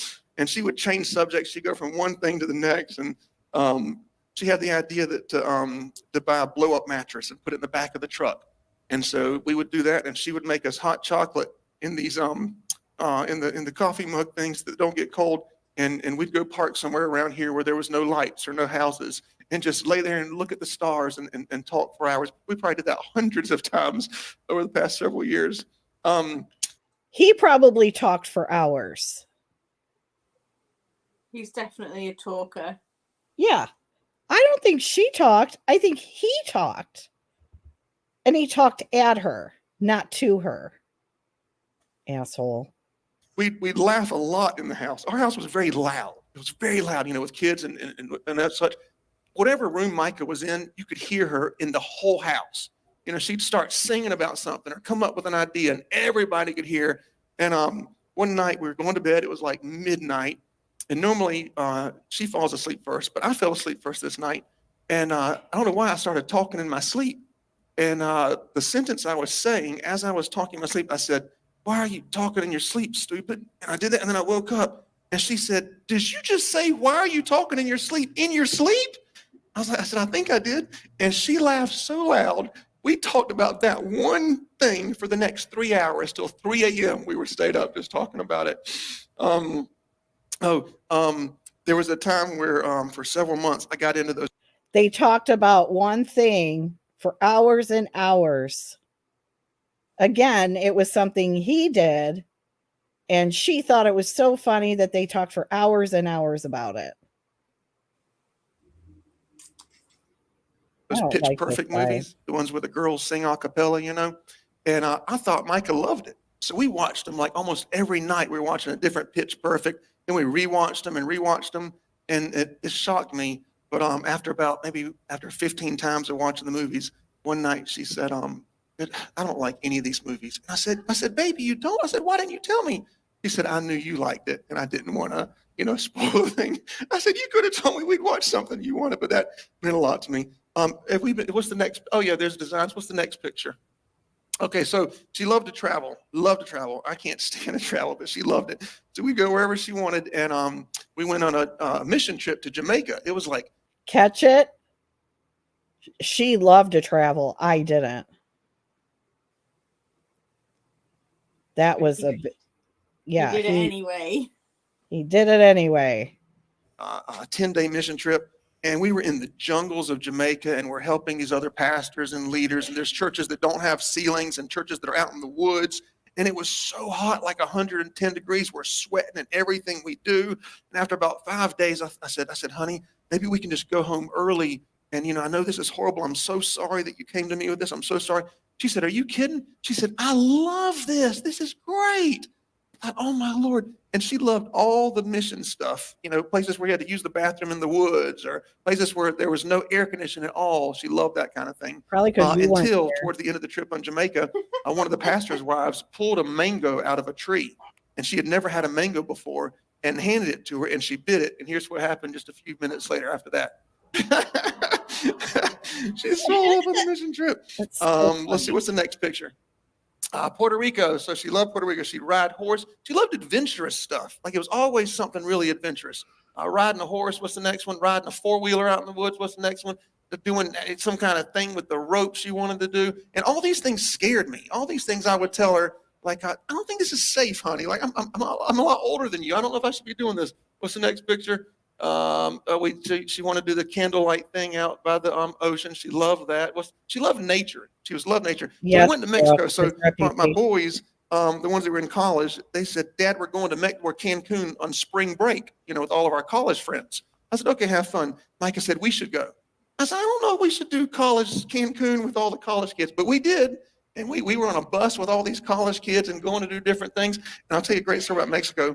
One night, her and I, we were riding on a moped, just looking at everything around. And there was this hole in the wall, like looking nasty restaurant. And it said on there, "Tonight karaoke." And I said, let's just check that place out. And we went in, man, it was packed. I mean, Mexicans everywhere. You look, not a single white person, not a single black person, and none of them spoke English. We couldn't even order the food because everyone was Spanish. And they were up there singing karaoke, all Mexican songs. And I said, "Honey, go see if there's a song in English that you could sing." She said, "I'm not doing that." I said, "No, you'd be great." So I went up there and I signed her name. And I put that song Sunday morning. And next thing I know, in this place, I mean, it is packed. People are standing up. There's no seats. And they said in broken English, "Mica Miller, Sunday morning," or something like that. And so she gets up there. And as soon as she starts singing, the whole place just stops and does this. And I thought, oh, no, she was right. They're not going to like her. As soon as they get to the chorus of Sunday morning, everyone in the restaurant stood up with their beers and started singing in broken English with her, the chorus of Sunday morning. When she got done, they all screamed, trying to tell her to stay up there. So she sang another song. Then they wanted to stay there. She sang another song. She sang 5 songs in a row in English, and every one of them sang the songs with her. And that was a great memory. She loved that. What do we got after that? Disney. She loved traveling anywhere. And I said, put me in a wheelchair because I can't walk another foot. And she loved it. What's the next one up there? So any picture you see, it was her idea to take the picture. I'm not a picture guy. And if I'm in the picture, she would tell me. I'm not a picture guy. Everything is what she did that he didn't like. I mean, am I the only one who notices this, or? It's probably him. You need to be grateful because, no one else would do that for you. Right. I did everything for her. So he's trying to paint that I did everything for her. I would never do that to her because I would do this. I did this. Right. I'm not that person, not that one that you're trying to make me be. And look how many times I compromised. Yeah. Just unreal. How to stand, how to smile. If it wasn't good, she'd delete it and say, we're redoing it. She'd get tourists to take our picture. And I say, okay, thank you. She said, oh no, this isn't good. Give it back to them. And they do it again, But she told me she was so creative. Everything she did was so creative. What's the next picture? What the fuck was that? That was him. Oh, I made a noise. What's the next picture? No, that was him. She'd stop. We'd be on the way to like a show or something. She said, stop, I gotta get a picture. I said, we're gonna be late. She said, I don't care. What's the next picture? He's not. Next picture. So one of the things she did for me is I'm a comic guy, right? So this is things she did that was just out of the givingness of her. She dressed up like Mystique, the last one. So the next picture, she loved this picture. She thought that was the funniest picture in the world. And when her and I take it back to the other one, I want to see it. When we go places like this, everybody asked to have a picture with her. Everywhere we went, they asked to have a picture with her. Okay, next one's a Spider Girl picture. She did that. And I'll show that. Okay, keep going. Wonder Woman, that was her favorite. Everybody knew her as Wonder Woman. Oh my goodness. Okay, what's after that? In Bermuda, she loved Bermuda. That was a picture of that. Next. Oh, so Mica loved doing dangerous things as well. So she loved skydiving, and she would beg me to do these things with her. And I said, I have children. I can't do this kind of stuff. What if something happens to me? And so I said, I'll do indoor skydiving, right? So we took the boys and we didn't, but even I decided not even to do that either. I said, I'm going to stay on the ground. But we did that many times. So this is the day she decided to jump out of a plane for the first time. She did it several times. But this first time, my stomach was in knots. I was in the bathroom. I'm texting her, please don't do it. I don't think you should jump out of the plane. This is not something that humans should do. Here she is, how excited she is. I'm about to jump out of a plane. I'm drinking a coffee. And that was pretty much her life story right there. She was so excited, man. She jumped out of a plane many times. What's the next picture we got? Oh, there. The boys are so funny on our vacations. What's the next one? She was all big into tattoos, and I cannot stand tattoos because they hurt and I don't like pain. And the first time we went, she had gotten the 2 crosses, and she begged and begged. Again, she loved tattoos and I don't. They're the pain. I mean, this guy is a walking contradiction. Begged for me to get the matching tattoo. So we went to the tattoo guy. And I said, listen, I don't like pain. I said, can we start with the smaller one? That way, if it hurts too bad, we can just stop there. And I discovered that while I was doing this and not looking, she was telling the guy, start with the big one. And so we started with the big one. I was like, oh my goodness. And then after that, I discovered this numbing cream you can buy online where you can put on you and you don't feel the tattoo. So after that, I said, okay, I'll do whatever you want. And so we had our marriage vows. And there was the next one after that. Oh, so Africa. You know what? Before I talk about that, I want to talk about something else. So she was the greatest gift giver. All my life, I never enjoyed birthdays or Christmases. I thought it was a waste of money, waste of time because someone gets you something, thank you, and you don't. But she was so thoughtful with her gifts that when we got married, I would look forward every birthday and every Christmas, just waiting to see what she came up with. And amazing gifts. But one of the greatest gifts she ever gave was so special. I'm a comic book collector, and you get them graded, when they're worth a lot of money. And rarely do you see a 10. Normally they're 9.8 is the best you can get. And my favorite female character is She-Hulk. And so for the past few years, she would go and she put herself as She-Hulk on there, created this whole thing, painted herself and did this outfit and all. and would make these comics for me. And that just meant so much to me. We had them displayed in the house, and she was just the best gift giver in the world. And I guess one more thing I'll say, and then I'm so sorry that I'm nervous. I'm so sorry. I still. Why are you nervous? Because everybody in the world's watching you now? Yeah. It's not like he's been nervous before, is it? He's in his favorite place. Yeah. This is his rodeo. It hasn't really still hit me yet. She would write poetry. And I thought, what kind of woman, writes poetry? And she just write poetry. And so I want to read one of the more recent poems she wrote. He's annoying. She was so creative. She had a note field on her phone with just tons and tons of poems that she'd write for the family. And this one, she said,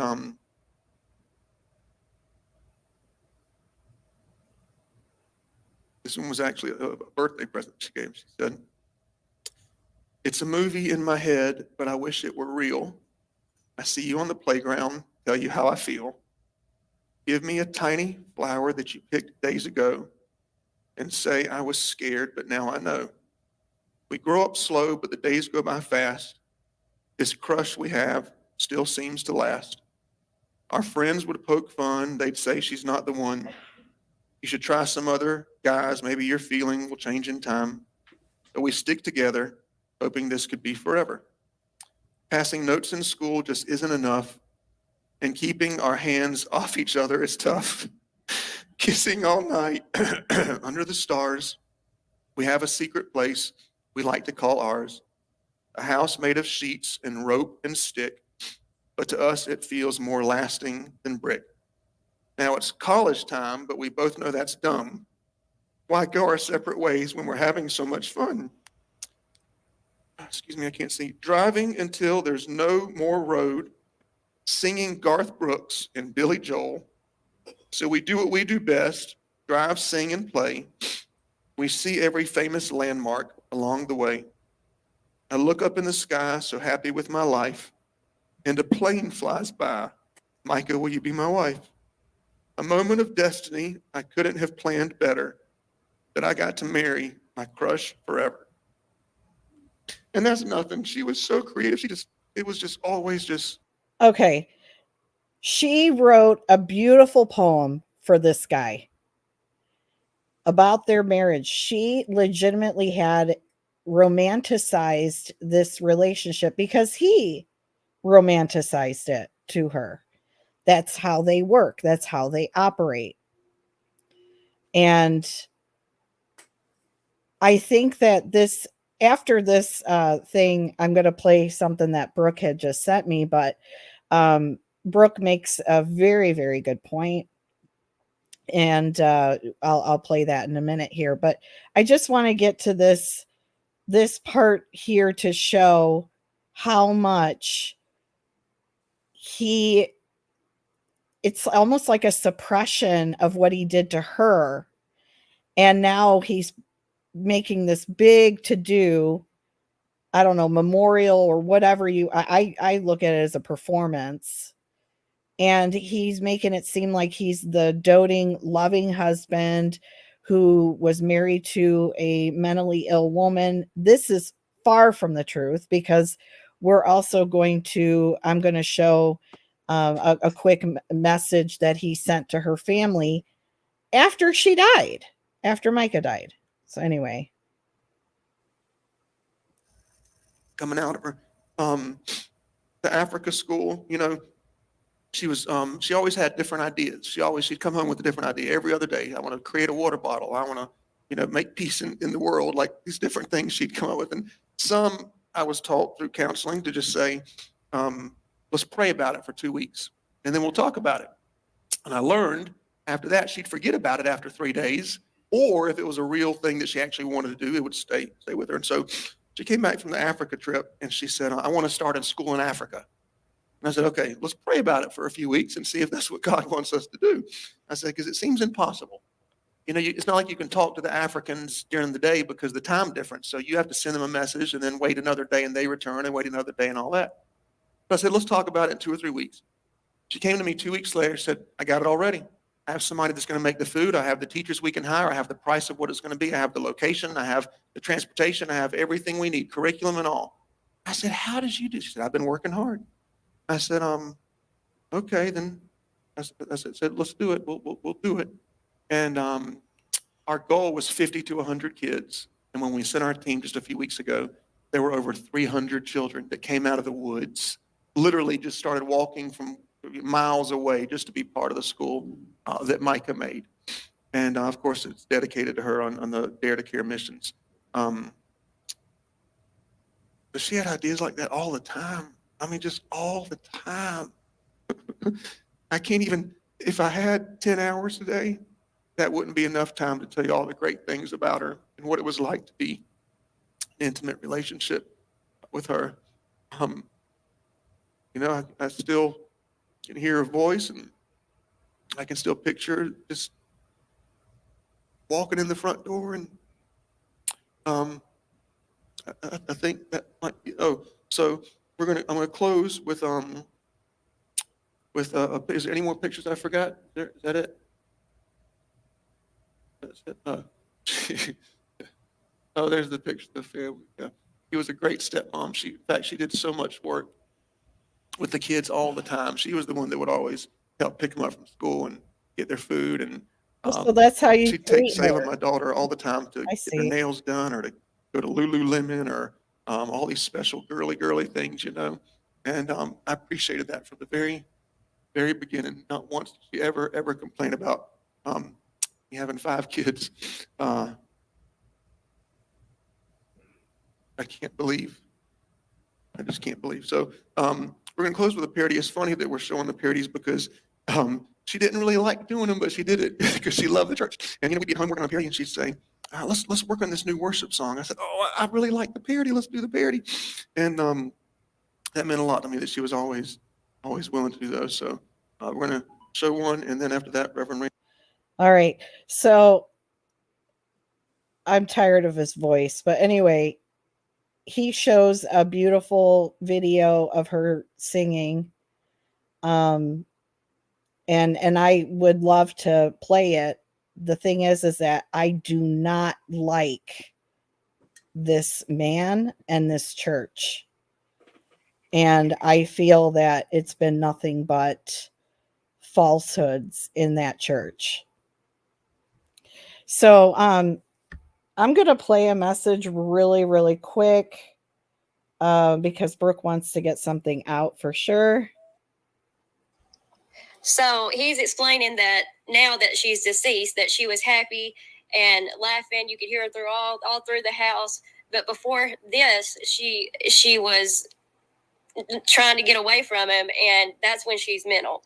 Explain that. She's mental when he doesn't see her trying to be with him. But now that she's gone, it's opposite day, I'm telling you. It's pretty much like he's saying, ha, ha, ha, I'm laughing now that she's gone. Because remember, everything he says about her usually means that it's about him. He says that she's bipolar, yet you can hear him say in a video, in a sermon, that he's the one taking lithium. Make that make sense. That's right. Make that make sense. He's the one. He's the one. He's the one that did all of that. Made her seem like she was mentally ill, made her take medicine, made her sleep with other people. I mean, come on now. That's what they do, though, isn't it? They make you feel like you are the crazy one. Yeah. And that's exactly what happened here. So this is a great, so Mica was the crazy one, right? Mica was the one that needed medication. Mica was the sick one. Well, what happened here, JP? This is never going to get old, ever.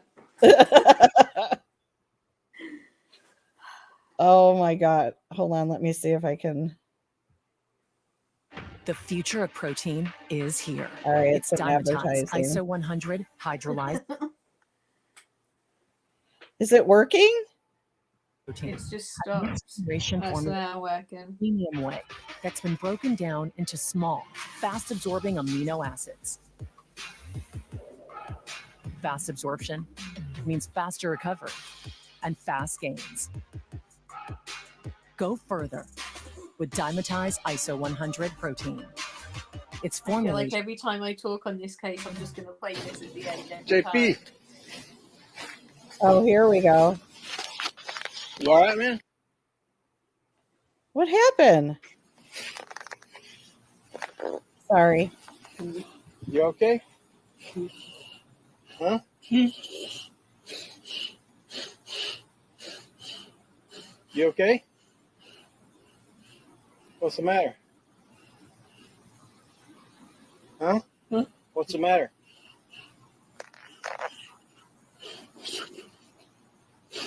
Switch medication. Makes me go crazy. Yeah. Is somebody helping you?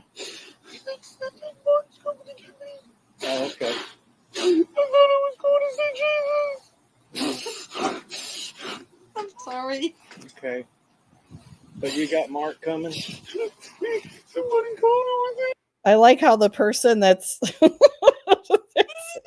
It sounds like someone's got two Bibles and gone like that on his bollocks because he's.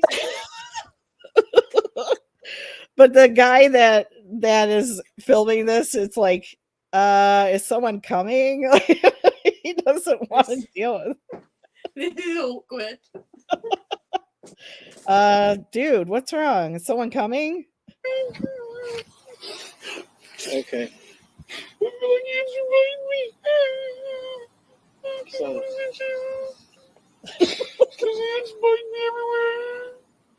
is your medication something they gave you? Yeah. Can you want me to make sure Mark's coming?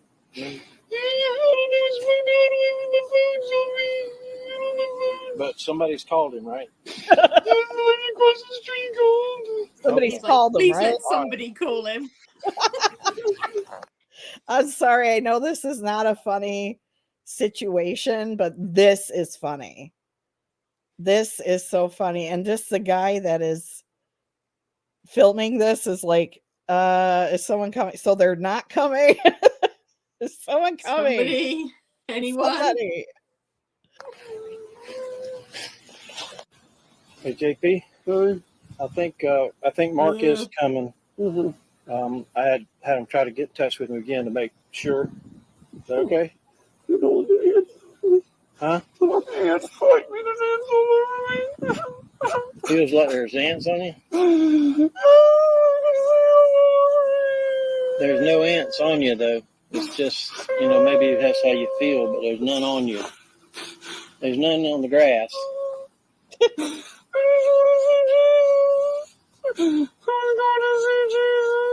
What kind of medicine do they have you on?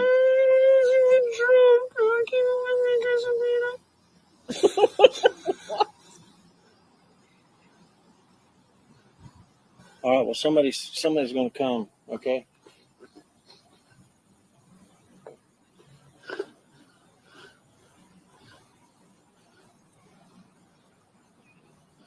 What is going on? This guy's a great actor. Give him an award. Do I need to call 911? Do I need to call the medics?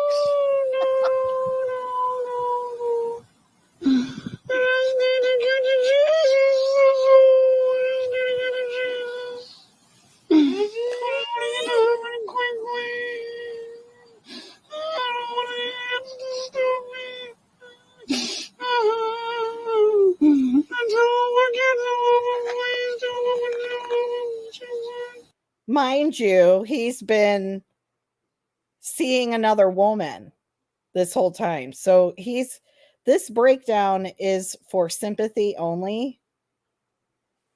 This is not a breakdown.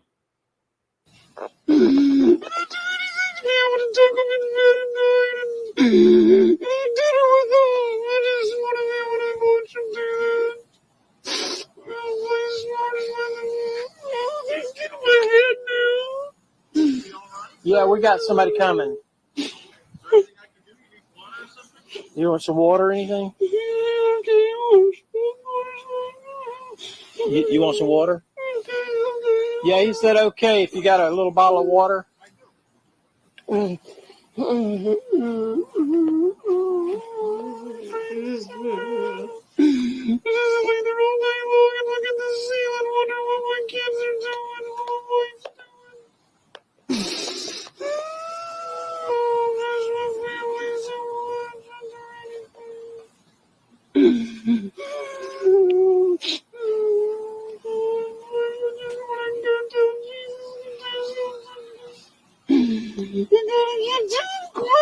Oh my gosh.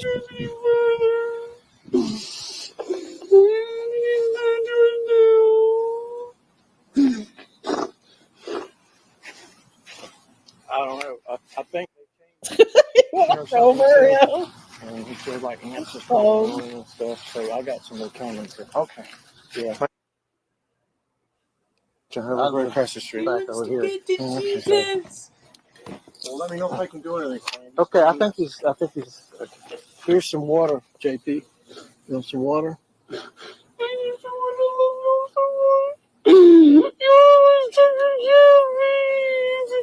Okay, you want to try to sit up? You want to try to sit up, or you want to put it to your mouth, or what? I'll be out in a few minutes. Or what? Okay. Where's that mark at? You'd have been wearing it by now. Is that enough? You want more?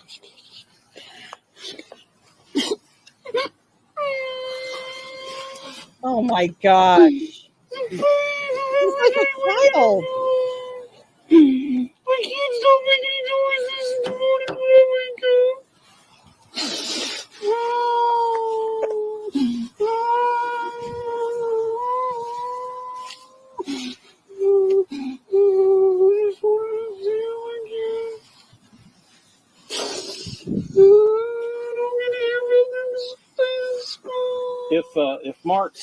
If Mark can't make it quick, you want me to get your mom over here? I don't want my mom anywhere in the church. They're crazy. Always tell everybody to get on medication, and this is what it does. They're crazy. Oh. Did we hear that? Mm-hmm. Medication for him. I can't eat, I can't sleep, I can't do nothing. Okay, was I that got it? answer my eyes. Can open up my eyes.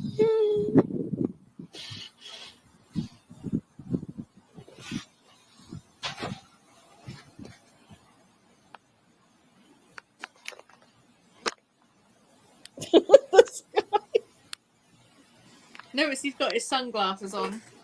Yeah, so we can't see his tears.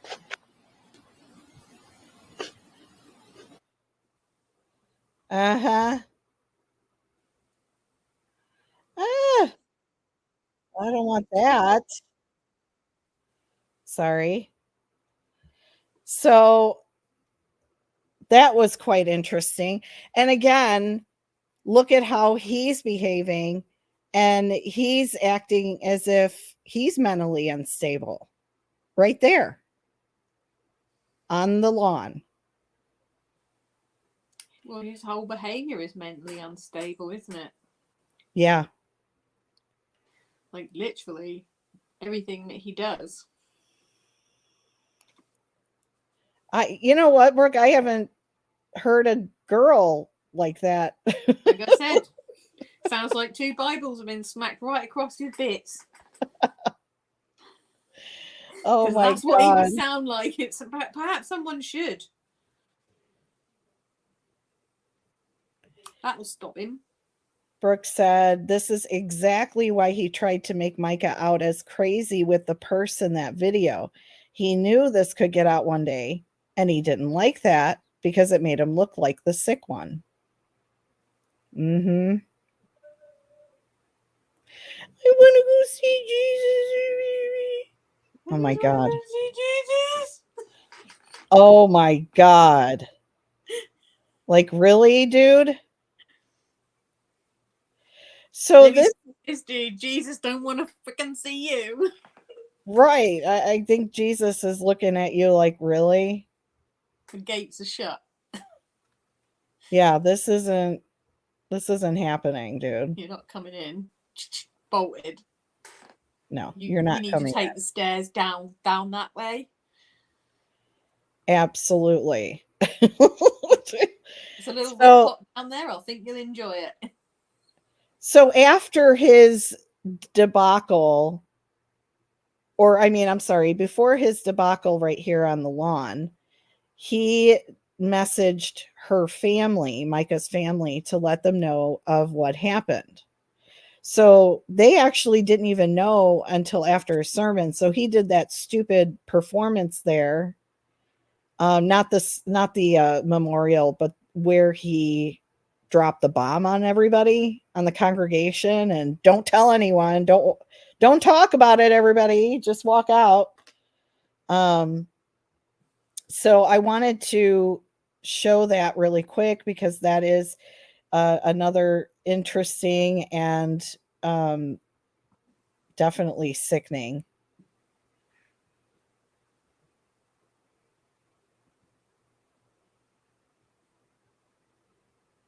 JP Miller allegedly sent text messages to Mica's family and friends just hours after she passed away, blaming her family for what transpired.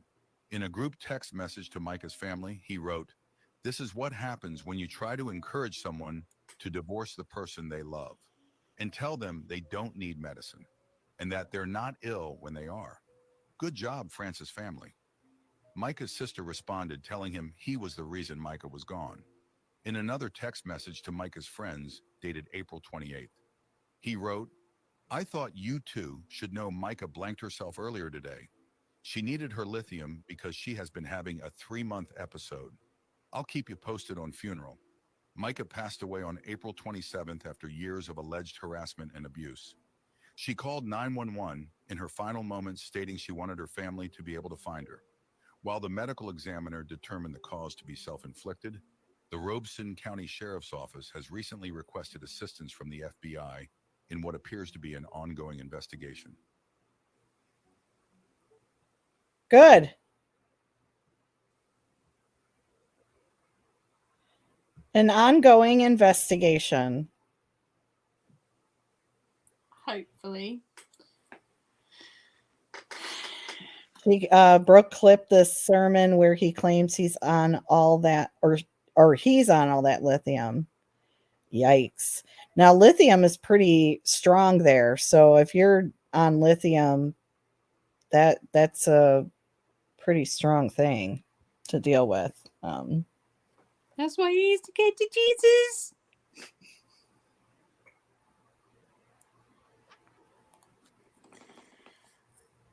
And the lithium wasn't helping him.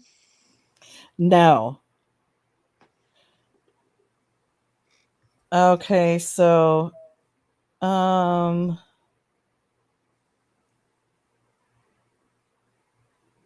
okay, so Brooke actually has something that she just sent me. So hold on. Let me. Oh my gosh. I can't believe, like, this guy is just such a lunatic. Seriously. It's a lot. Yeah. Let me get this. So Brooke was kind enough to send me the video that would be better than what I just showed. So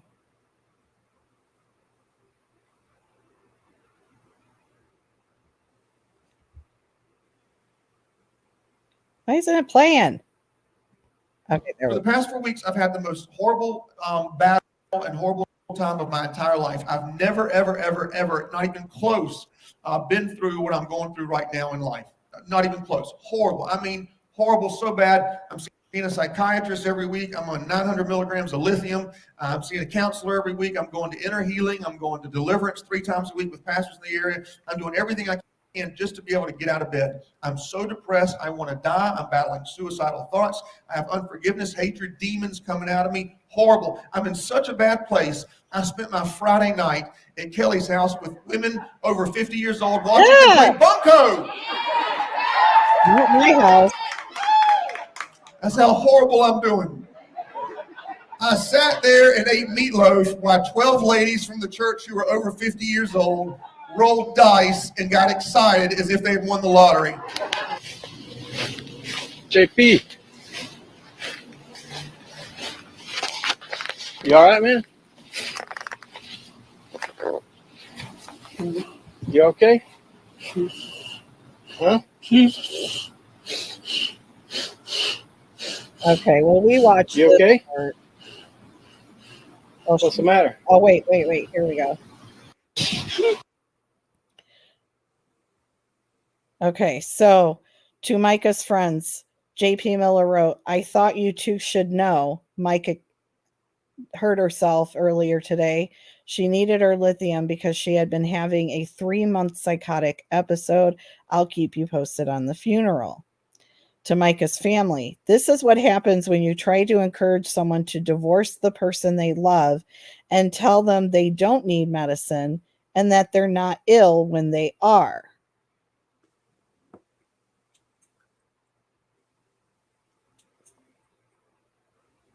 So, unreal. This guy is a real SOB. Moral, I know it's really late. I'm sorry. It's we're like 2 hours in here. So I think that we have the real picture of what happened. This person, I don't even want to call him a man. I don't even want to call him a person, but he apparently is, right? It's a thing. That thing. Yeah. He abused this girl, this young lady, forever. Majority of her life. So if you do hear, oh, well, she sent him a voicemail and she was begging him to take her back and so she could come home. That is not the case. She was brainwashed by this person and he used it to he took it to his advantage. He is a real piece of work. But I want this to be a reminder for all of us that there is hope. Do not give up and do not end. If you don't see a light at the end of the tunnel, please call any of the emergency numbers, domestic violence. I just put the ones for United States, but is 988 for you guys? Bones in the UK? What is I'd have to double check that. Okay. Because anybody in the United States, anyone in the UK, anyone in Australia, everywhere there is a National Domestic Violence Hotline or a domestic violence hotline, and even a suicide prevention lifeline. I put the website address in the bottom of the screen here, and it's rolling by. We have domestic violence hotline 1-800-799-SAFE. That's 1-800-799-7233. The suicide prevention hotline 1-800-273-8255. 55, or you could go to the suicidepreventionlifeline.org website. There are people that are available 24 hours a day, 7 days a week, and they are all crisis intervention trained. Okay, so there is hope at the end of the tunnel here. If you are in this type of situation, please get out as soon as possible. Do not tell the abuser that you are leaving. Do it in silence, in secrecy. We do not want anyone else becoming another statistic in the domestic violence land. Now, majority of violent crimes are domestic related. So let that sink in.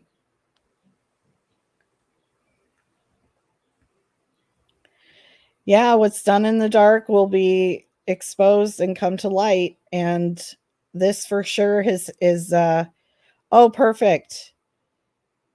Thank you. The UK DV helpline 0808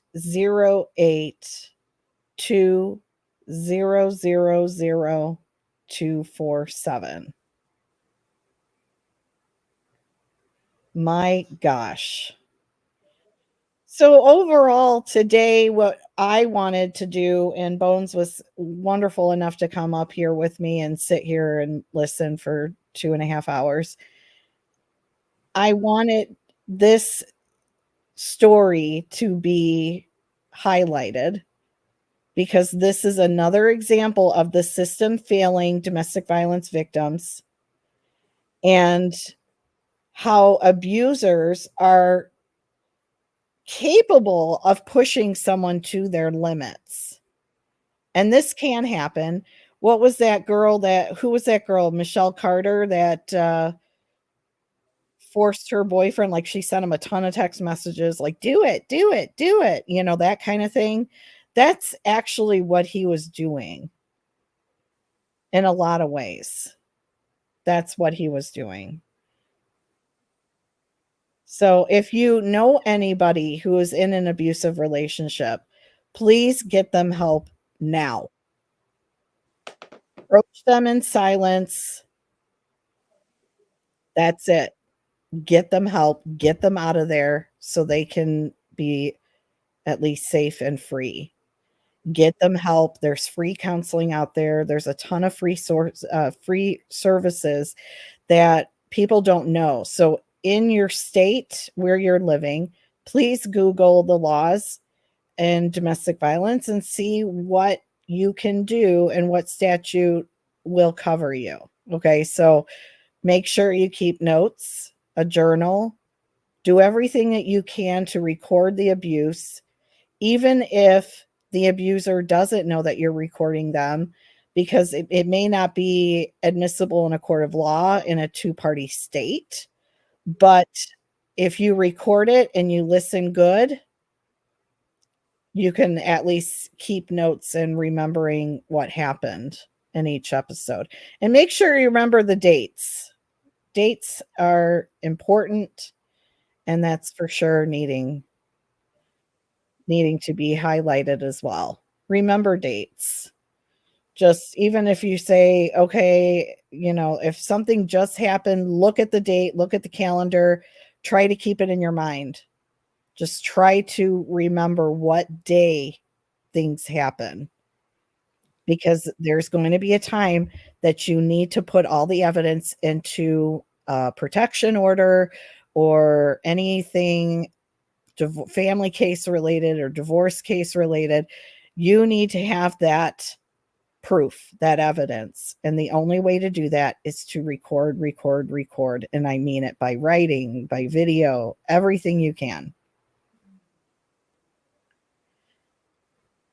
Bones, do you have anything you'd like to say before we end it here? No, I think you've covered it all. Oh, I did not. Yeah, you did. That was quite an in-depth topic. That is an in-depth topic. That is awful. I think there's going to be more. So I think we're going to get more stuff as the days go by. Thank you, Brooke, for finding these numbers and everything, because we need that. We really, really do. So I want to say that I pray for Mica's family. I pray for justice. This needs to be exposed. Expose this prick and do everything that you can to feel that you've been heard and Mica's been heard. So I will do whatever I can. I know Bones will. I know Brooke will. We'll do everything that we can to put it out in the forefront and say enough is enough, because this has got to stop. And don't think that for 1 minute nobody knows or is going to find out about your bad behavior. If you are an abuser, it's going to come out. People really, really, really.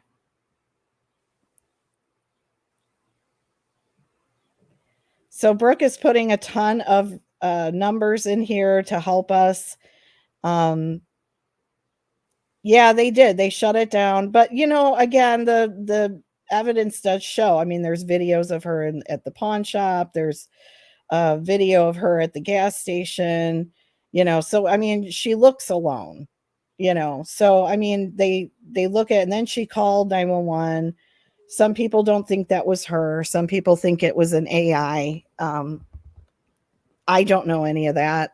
I'm going to be honest. I think that, I think that he's behind it, but how? I don't know. But I do think that most likely he's the one that drove her to this, and she saw no way out.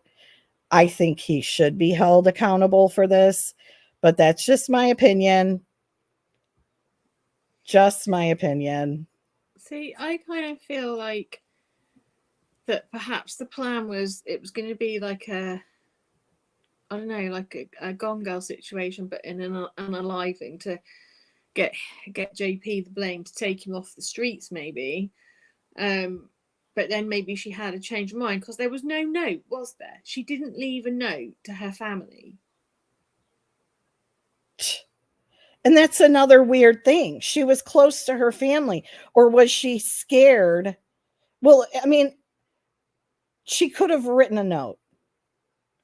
I don't think she probably wanted to call them because she was probably afraid they would talk her out of it, right? I mean, maybe, or I don't know. It's hard to be in somebody's head at that point.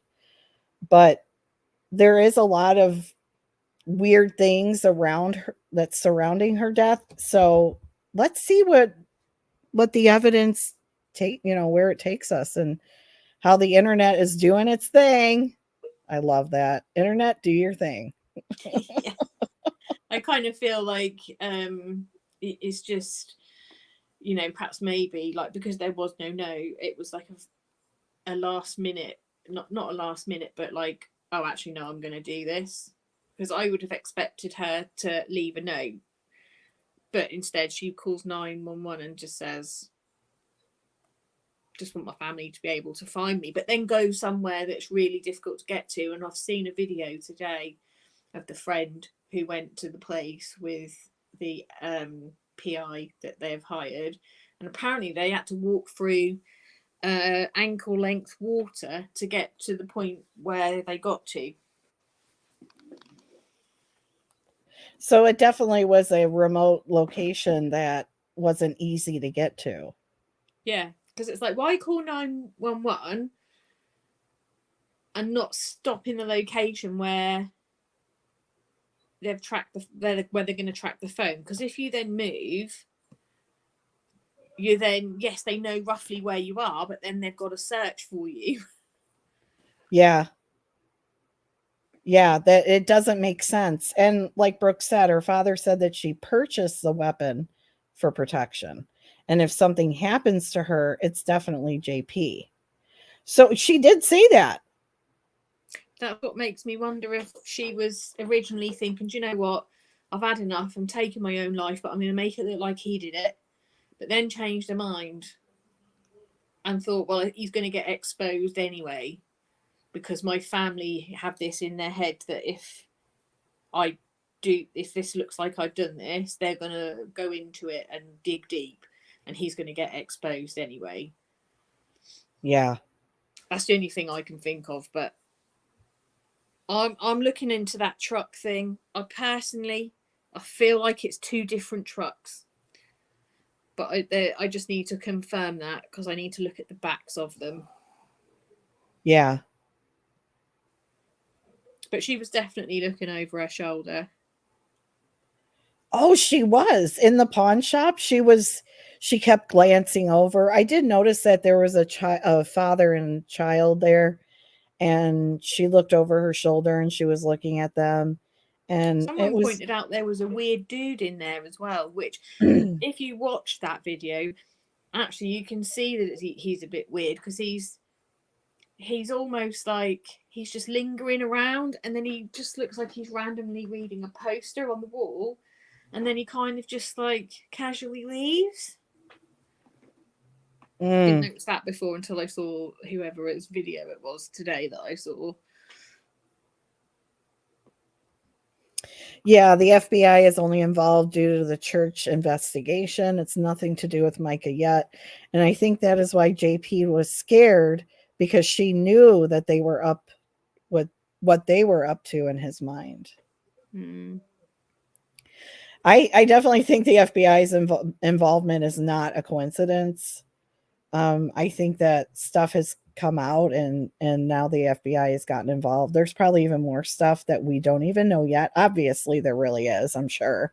So there's stuff that we don't know yet, and we're just going to have to wait on further information. JP claims he has private detectives as well, but he could have paid anyone to follow her.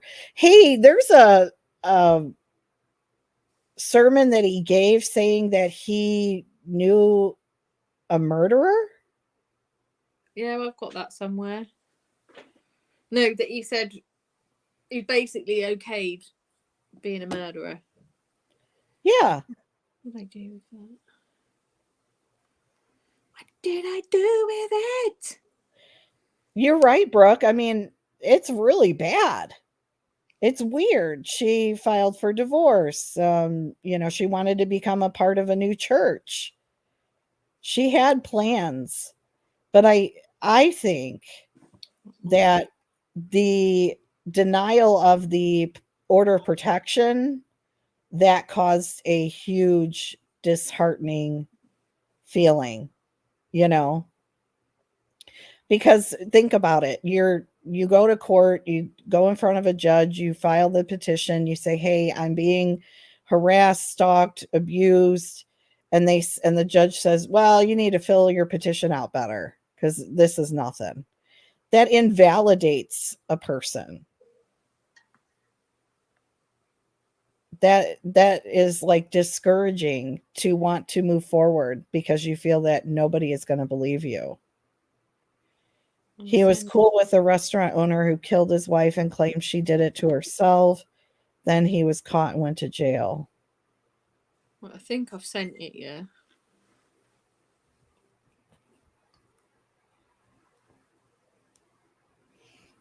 What video is this one? I think it's one of the ones where he talks about murder, I think. Oh, thank you for sending this. All right, hang on a second. Whatever it is, it's been sent to me. So let's watch this really quick before.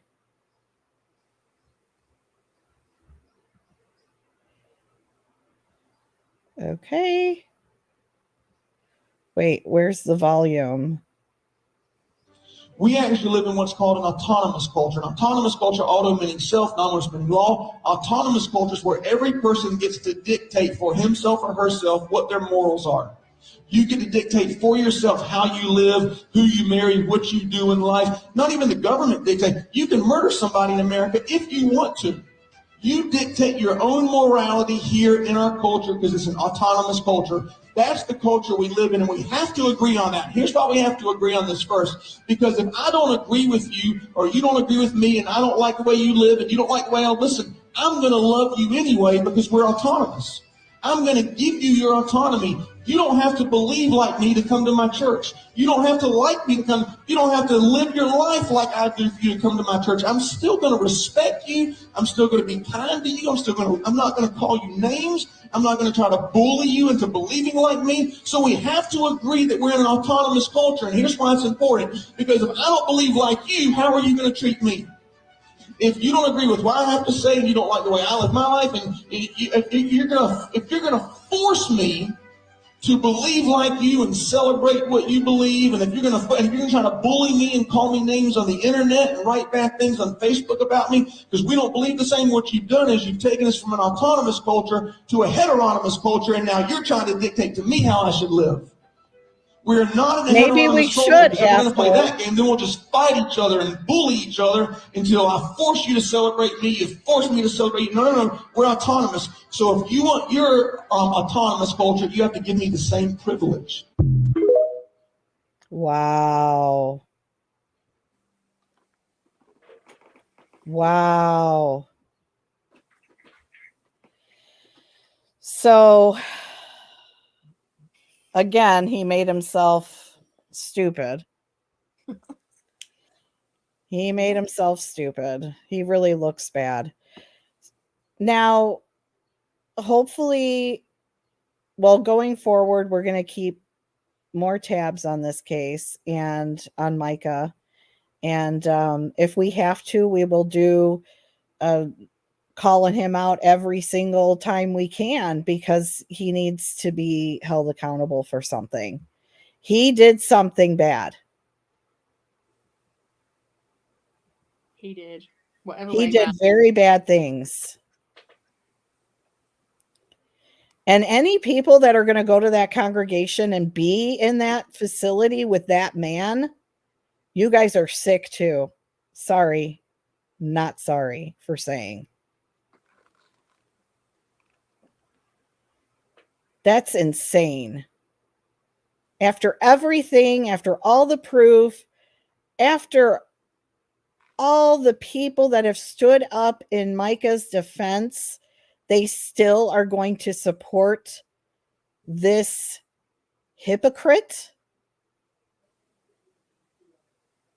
Hypocritical coward. That's what he is.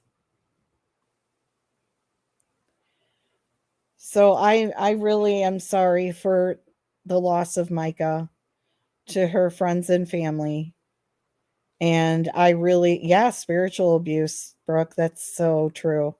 And I really, really hope that something happens in this case, that we could see something, some kind of movement.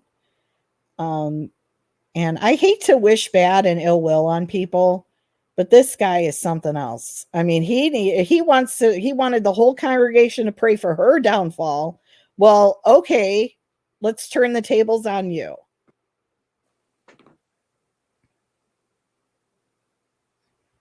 And that's what I think everybody's doing now. So, internet, keep doing your thing.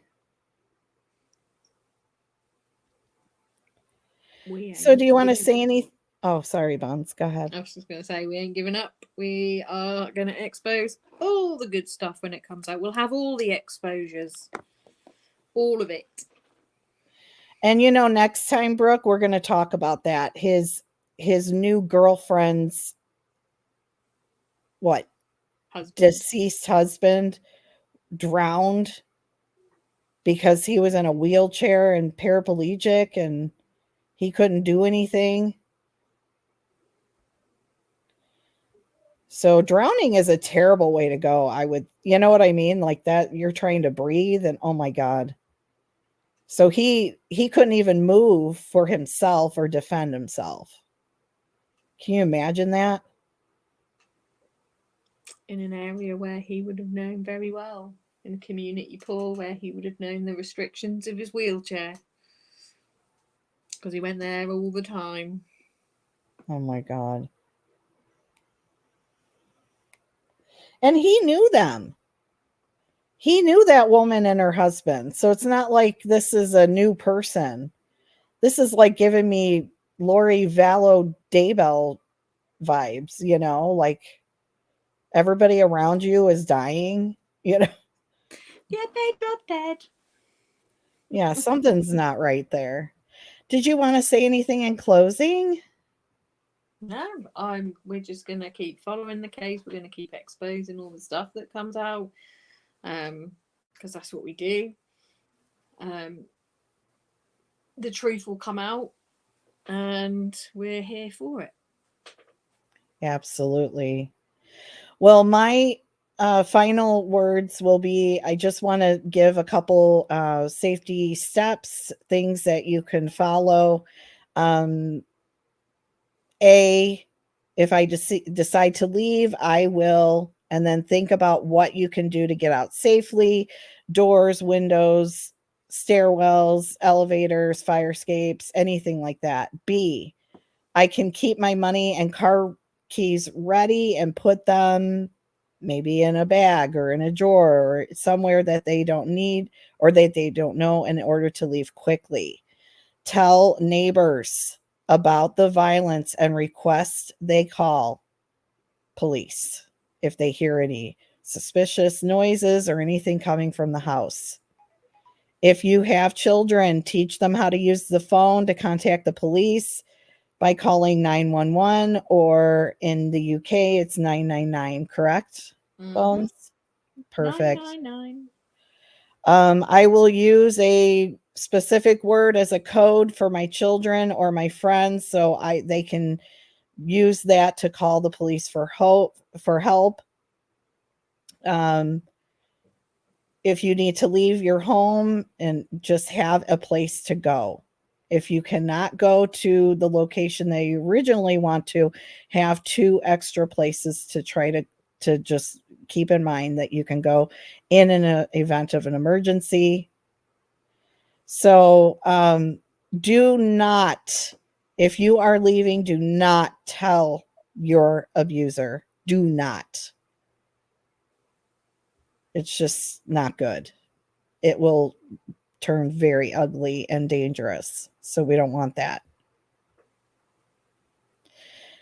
Make sure you're stowing a little bit of money, around the house or something, so you have something to grab in the heat of an emergency or anything like that. So but I do have to go. I have a couple things I'm going to do today, but I am going to talk with Bones again and Brooke and see if we can go live again and keep this up. Sorry for my lack of activity. I got sick a little bit, and then, I just been so busy, and it's been crazy. But I'm in a new course. I'm not in statistics anymore. I graduated that. Got out of that. You did it. Did it with a B. Woo! That was good. So I'm just sending love and support to everybody here. Anybody who's going through any type of thing, please reach out. Look out for any signs for anybody that you know. If they are in an abusive relationship, do what you can to get them out. That's it. Get them out. Help them. So we will go live again about Mica, and I think I am going to try to pull together a couple videos about this, because I still think that this needs to be addressed. Mm-hmm. Agreed. So I want to thank everyone that's been watching, which, that's okay that there isn't many. That's not what this channel is about. It's about education, and I'm not here for views. So hopefully this gets out there and some information can help. Don't forget to get an attorney if you can. There are some attorneys that work pro bono. Look for them, search for them, and find your local domestic violence shelter. Ask them about legal advocacy. They could actually get your petition granted for an order of protection. help you write it out. Okay. So I love you guys. Love you, Bones. Thank you for being with me. Me too. It's always fun. It's Always being on fun. All right. Well, take care, everyone, and we will see each other soon. Bye, everyone. Bye, guys.